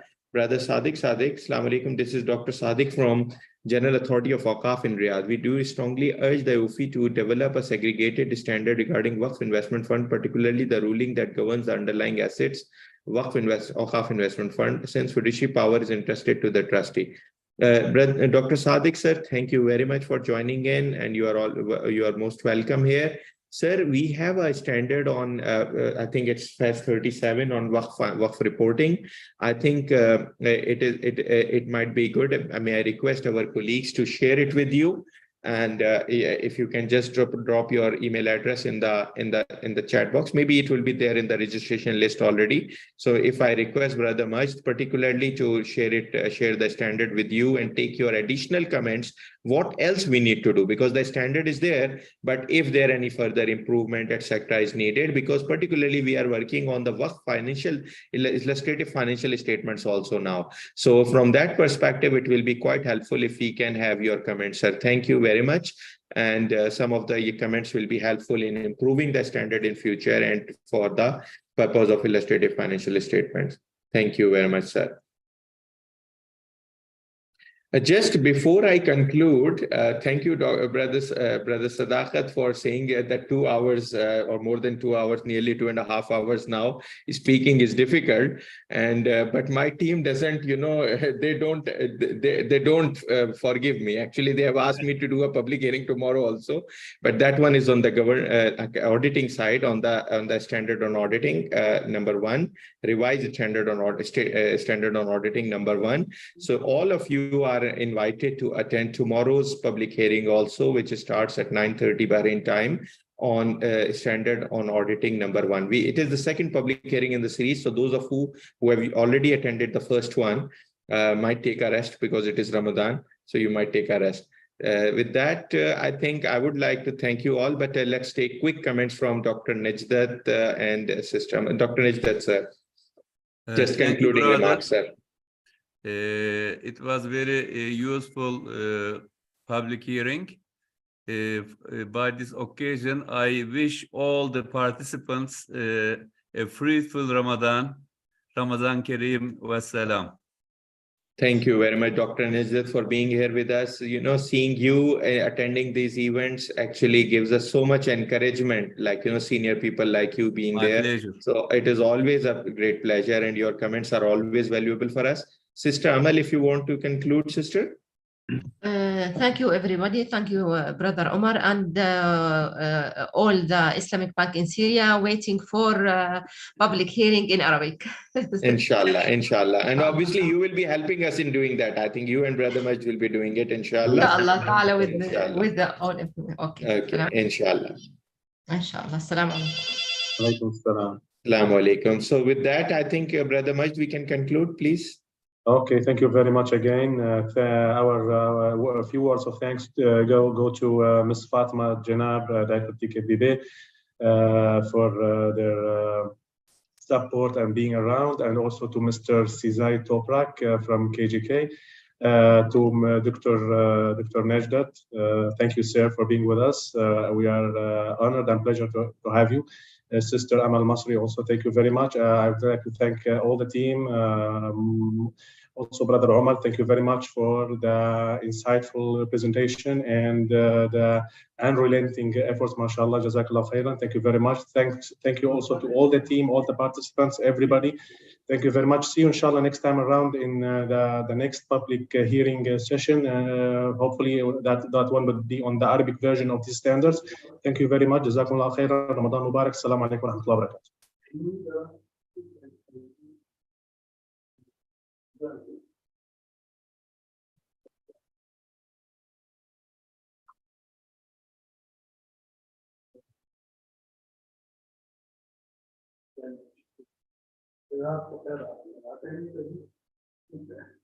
Gracias.